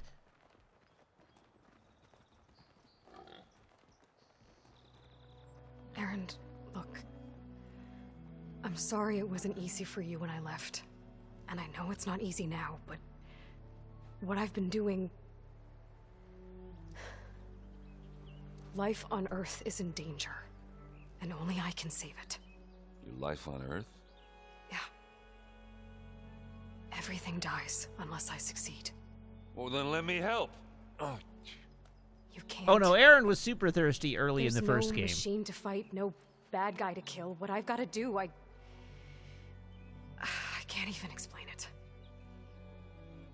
Not even to people. Oh yeah, he got over it. Oh, so much for being useful.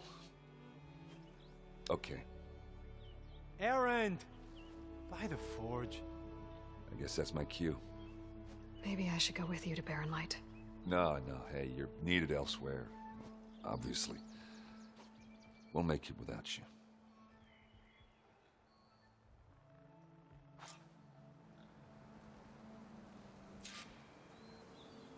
That doesn't sound good. You'll have What to the handle that hell? one on your own. It'll only slow you down.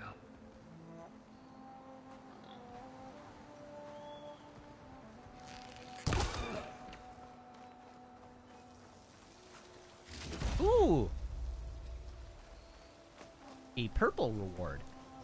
Okay, where does this line go, and why is there zip line there? What purpose does this zip line serve? Why did we put this zip line here? Just... go Aloy. We'll be fine. Oh. Okay, I don't want to bust my way up there. Let's go back to the Relic Ruins, which is where I wanted to go in the first place.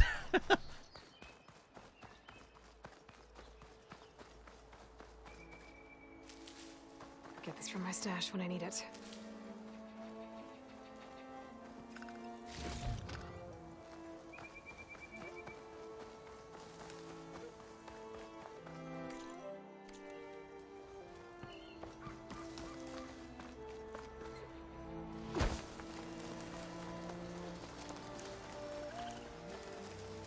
I would like to not get roboted here. But I do want to find the collectible in this ruin.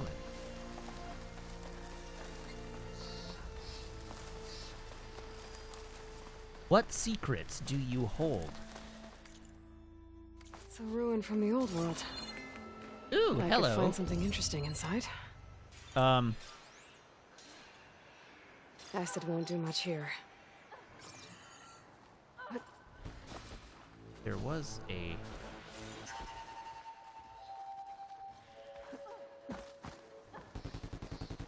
Okay. Suppose I could What just do we have walk in over here? and have a look at it.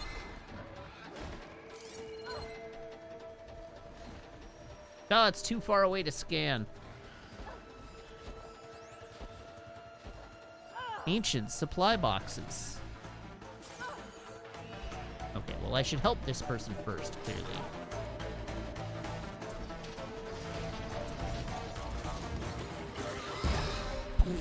Or that person is super dead.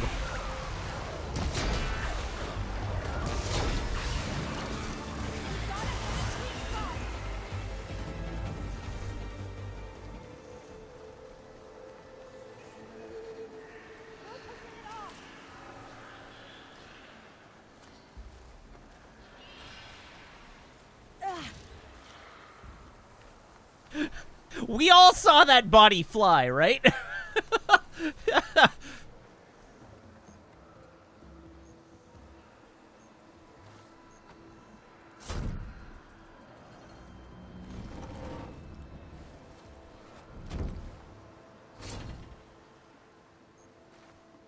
Mighty thankful to you, Savior. Just Aloy is fine. Aaron mentioned you're not one for fancy titles. You're Vanguard. Well, here to escort Vaudise's delicate behind to the embassy. If We can get rid of these bristlebacks. Captain said to keep an eye on Chainscrape, then these ugly lugs showed up. Gave the first one a good beating. But didn't quite have time to roll out of the way when it fell. Told you it wasn't a good idea to eat that much before heading out. I should probably get going. Now, if you see any more of these bristlebacks...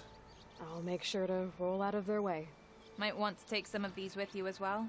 They're handy in a pinch. What kind of loot? Thanks. Stay safe, Aloy. Thank you. Smoke bombs? Sick! Deploy smoke bombs to confuse nearby enemies and escape back into stealth. Smoke bombs can be used underwater. Ninja vanish!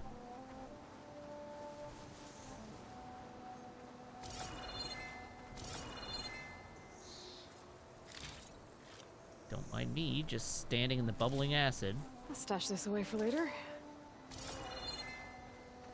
Okay, once again into this ruin to find the objective in here. Okay, we got ourselves a box. A relic. Wonder how I can get in there to get it.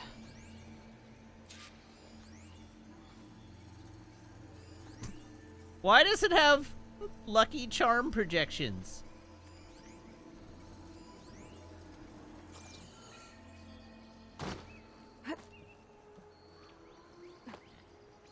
Grab crate.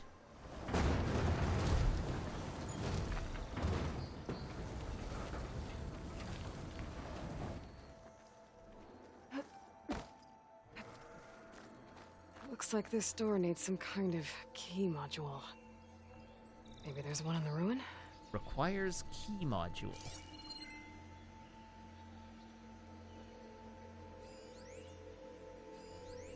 Vent panel.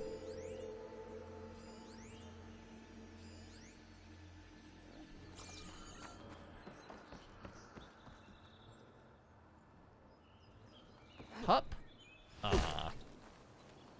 Why am I so bad at jumping?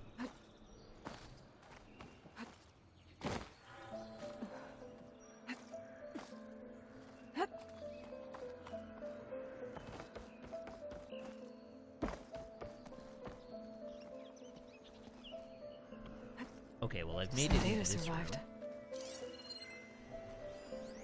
There's a code New for the data locked door point. in this data. Your red permit code. Relic Ruins. Text mail from Lodge at Zion Reception. Data corruption minimal. From Lodge at Zion Reception to Thomas Braith. Subject, your red permit code. Dear customer name. Thank you for staying with the Lodge at Zion. With your reservation, you have opted for a red permit parking pass. To ensure the safety and security that our accommodations are renowned for, the access gate for guest vehicles is protected by a personally generated code. For your convenience, this code grants entry both... There's a missing 2! For your convenience, this code grants entry to both your room and your parking space. Your red permit code is commercial @ &! Please keep in mind that this code is confidential, so please refrain from sharing it with anyone during your stay. We look forward to seeing you. Have a safe and pleasant journey, the Lodge at Zion crew. Mr. Braith, sorry for the inconvenience, but our parking system software hasn't worked properly for some time. To access the lot, just use the code 1705. It's embarrassing to admit, but we're actually unable to change it. Thank you for the understanding. Signed, Teresa Morton, Manager. But I still need to find a key module.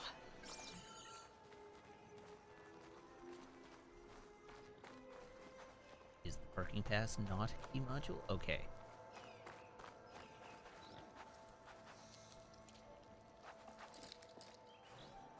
Can't pull that.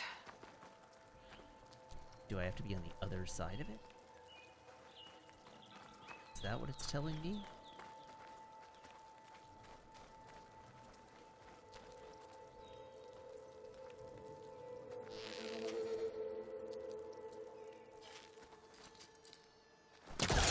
Yoink.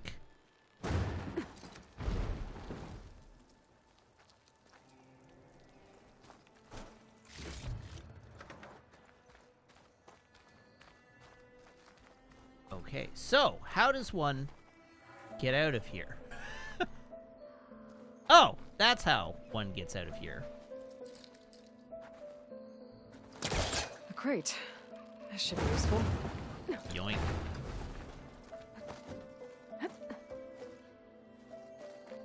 Anything up here? Can I just bash the door out of the way? Ah! Actively gaming. Matthew actively gaming Wiggins.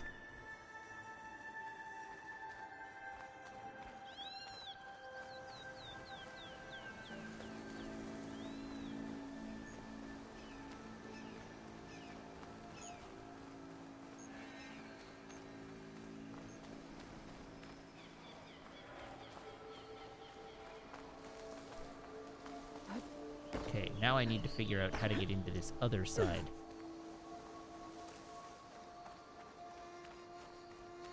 This is how I learned that I've goozled myself, by actively gaming.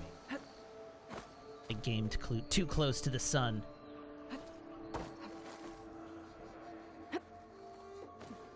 Haven't found a key module.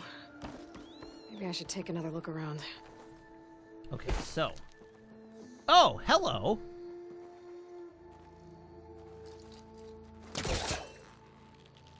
Yoink. I'm Batman now!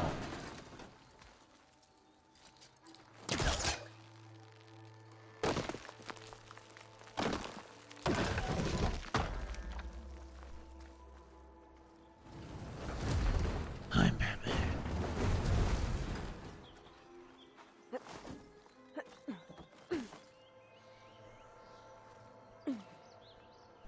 Okay. Duh. Gotta find a key for the door. Are my feet just skidding? Like, the camera there very much made it look like Aloy's feet aren't doing feet things in this pose.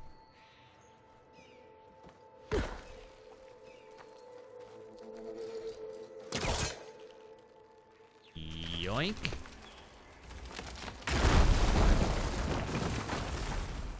We really have gone full Arkham Asylum here. Oh, hello.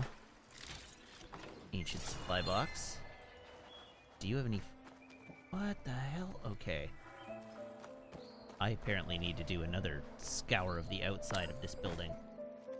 There's more of the ruin down here. Okay, into the parking garage we Where to go. now?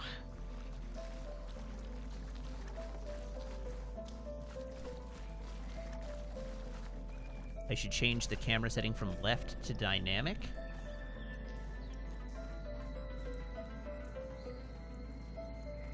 I'm super stuck. Okay. What am I looking for?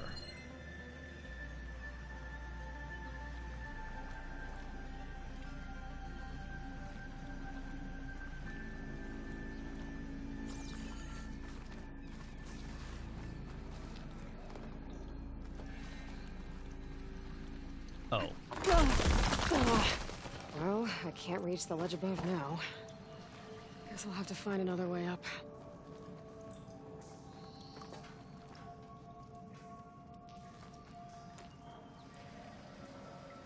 Sure seems like there should be a crate right here, doesn't there? Wait! I've solved this puzzle already.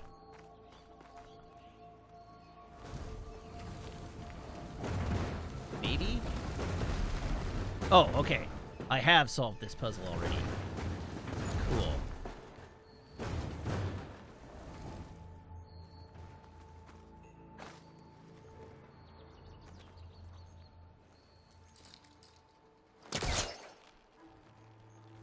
I think I've hit a snag. No! I was so sure.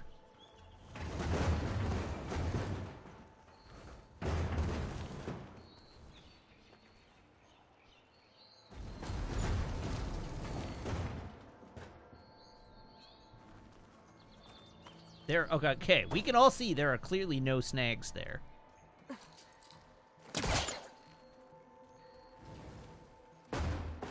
Okay, the game does not like this idea.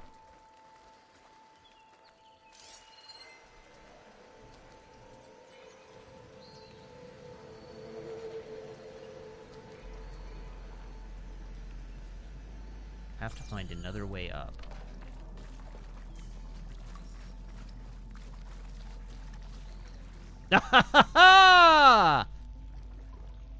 I've solved the puzzle.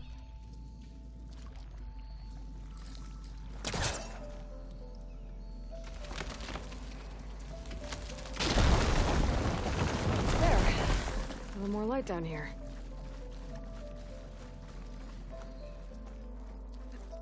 Now I just have to get the crate back.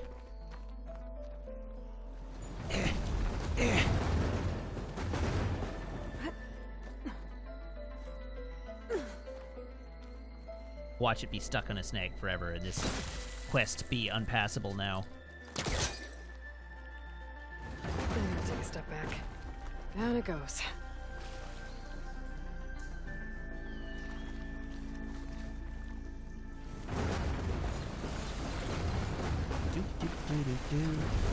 Can you imagine? I don't think a crate this size would push on ground that uneven. I think that would be very, very difficult to do. Now where does this lead?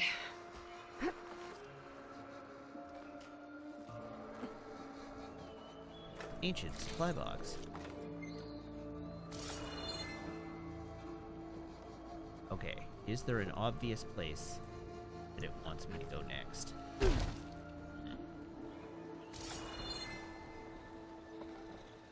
Ah, key module. Hello. The key module.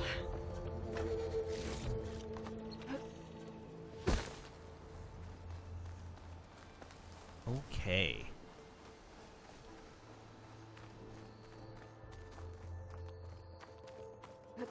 Hop. Okay, let's see if this key fits. There. Looks like this needs a code, too. I think some of the data I picked up might help. Enter code.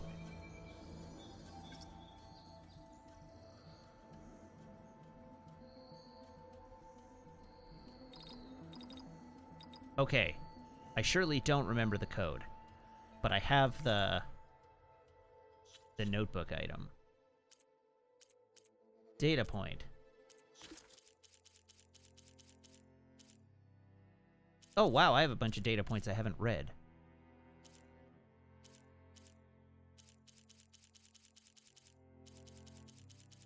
Scanned glyphs. Relic ruins, there it is. It was, scrolling down, 1705.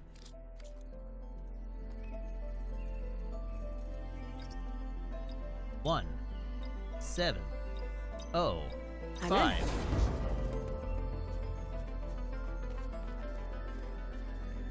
Ancient supply crate, full of ancient supplies. Numbering on me. I could send it to my stash. What is this thing? Better keep it safe. Maybe I'll figure out what to do with it later. Okay, cool. Alright, and additionally, we had some data points that I hadn't... We've got a bunch of data points that I haven't, like, looked at.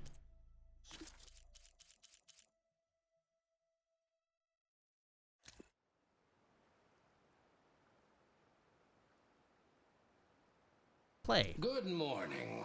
I'm Oswald Dalgard, and it is my pleasure to introduce you to Far Zenith. Forget what you think you know about us. Our truth is simple. We say reach for the stars. Okay, we have heard that one.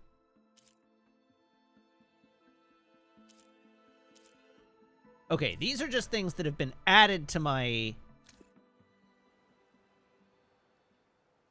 Okay, so we've encountered those holograms, but we, so I did read that one. Okay, this is new. So I do want to read the intel, like, updates and things, because, like, we haven't been through all of them, and apparently I scanned some that I didn't know. So, text mail from F. Yahiwi, data corruption partial. This one?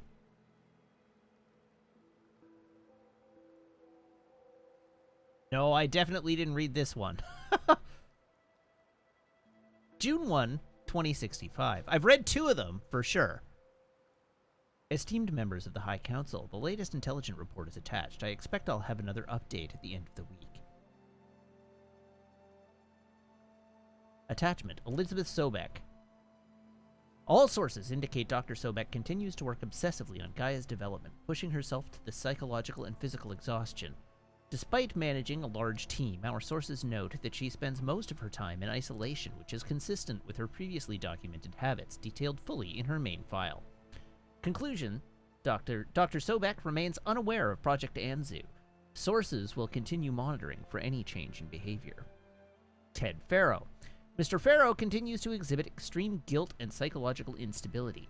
His savior complex, detailed in his main file, renders him incapable of dealing with his culpability for the impending extinction of life on Earth. While his attention is largely preoccupied with the construction of Thebes, our source confirmed he recently coerced Dr. Hank Shaw into installing a secret back door into the Zero Dawn system, capable of superseding Alpha Authority. It is unclear what Mr. Farrow intends to accomplish with this, but while it may pose a risk down the line to Zero Dawn's success, it should not impact Anzu's goals. Conclusions. Irrelevant to Far Zenith's aim. No further action necessary. Hank Shaw. The latest check-in with Mr. Shaw confirms he is continuing work in his role as a Project Beta of the Hades subordinate function, and his connections to our organization have gone undetected. He has demanded premium accommodations for his berth on the Odyssey, which was agreed to. Conclusions. Mr. Shaw is on target to deliver a copy of Gaia. After transmission, he will be removed from the equation prior to the Odyssey's launch. Refer to the action plan Data Corrupted.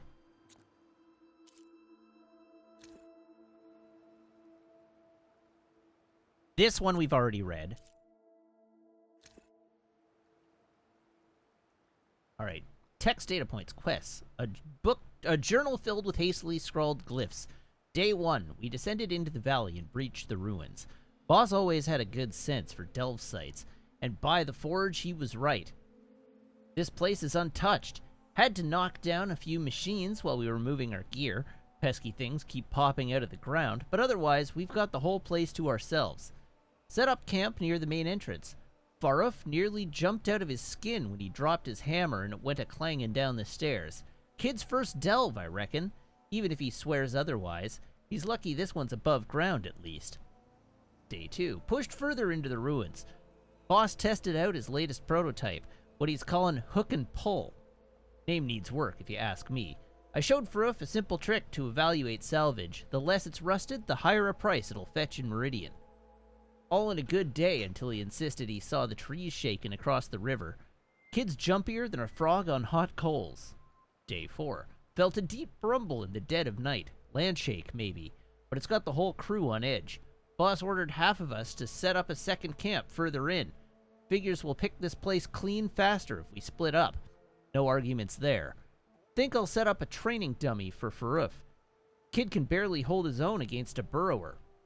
Day 6. Only a few of us left. Kid didn't make it. Machine blasted him with acid at the river crossing. Can hear it slithering outside. Few more minutes rest, then we're gonna make a run for... Grim! Darkest sketch. Darkest sketch.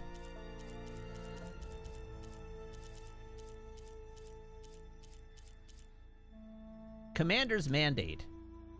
Okay, we've read that one. Cool. App. So we've lit that campfire, but I'm going to go to the campfire first.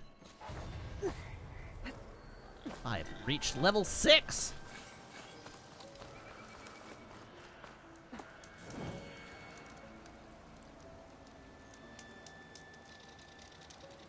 Okay, that's that campfire. What's this unknown?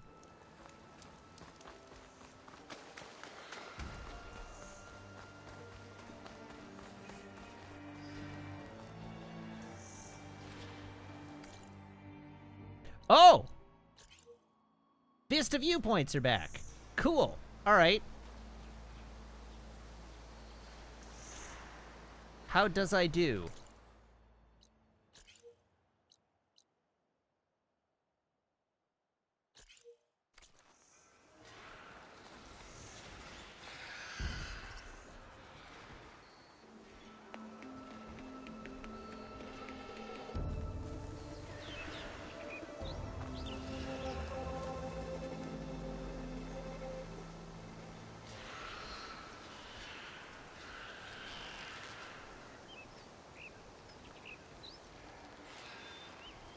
An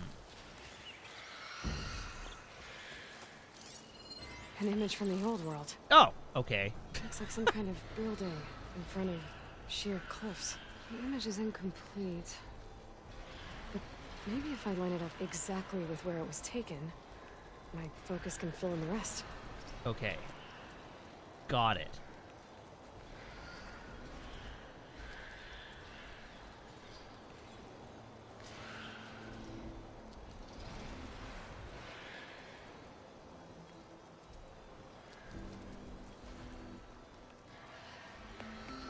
Okay, I think I'm going the wrong way. Nope. I should find another spot. I just want to get a line on the center. It looks like the building in the image might have been near a river. Maybe there used to be a bridge nearby? Okay, let's give a look around. That could be it. Oh, nope, there's the bridge.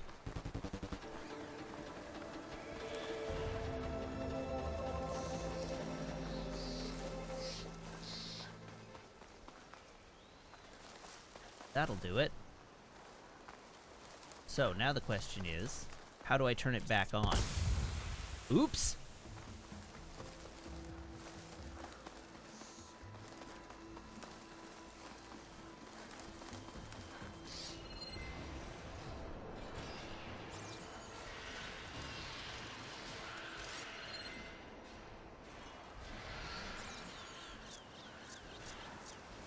You said tab down to turn it. Oh, toggle vista point. There we go.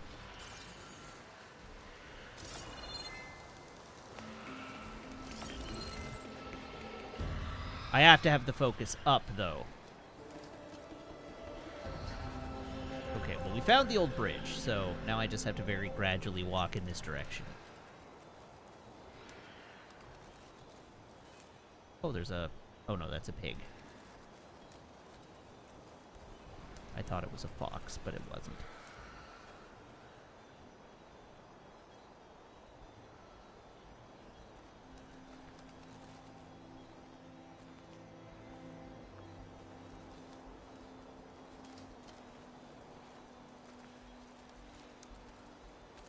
Ruins of a bridge.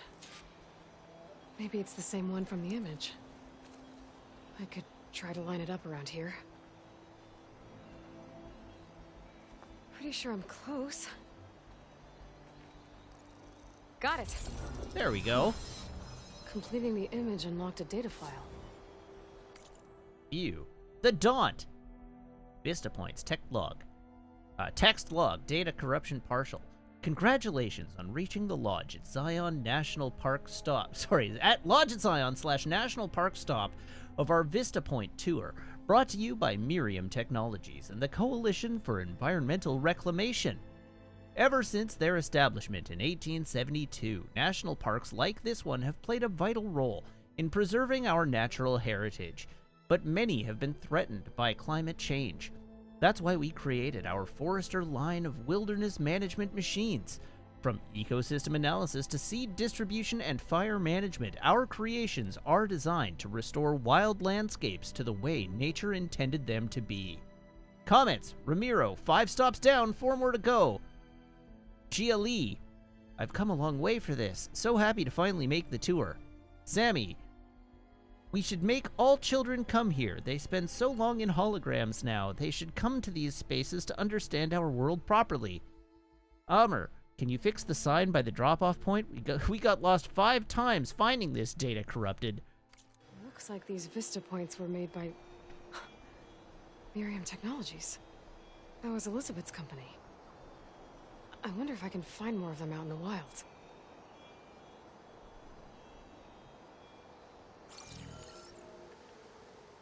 Okay, cool. We got it.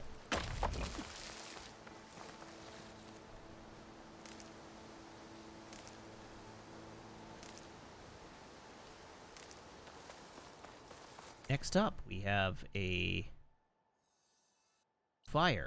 campfire right there.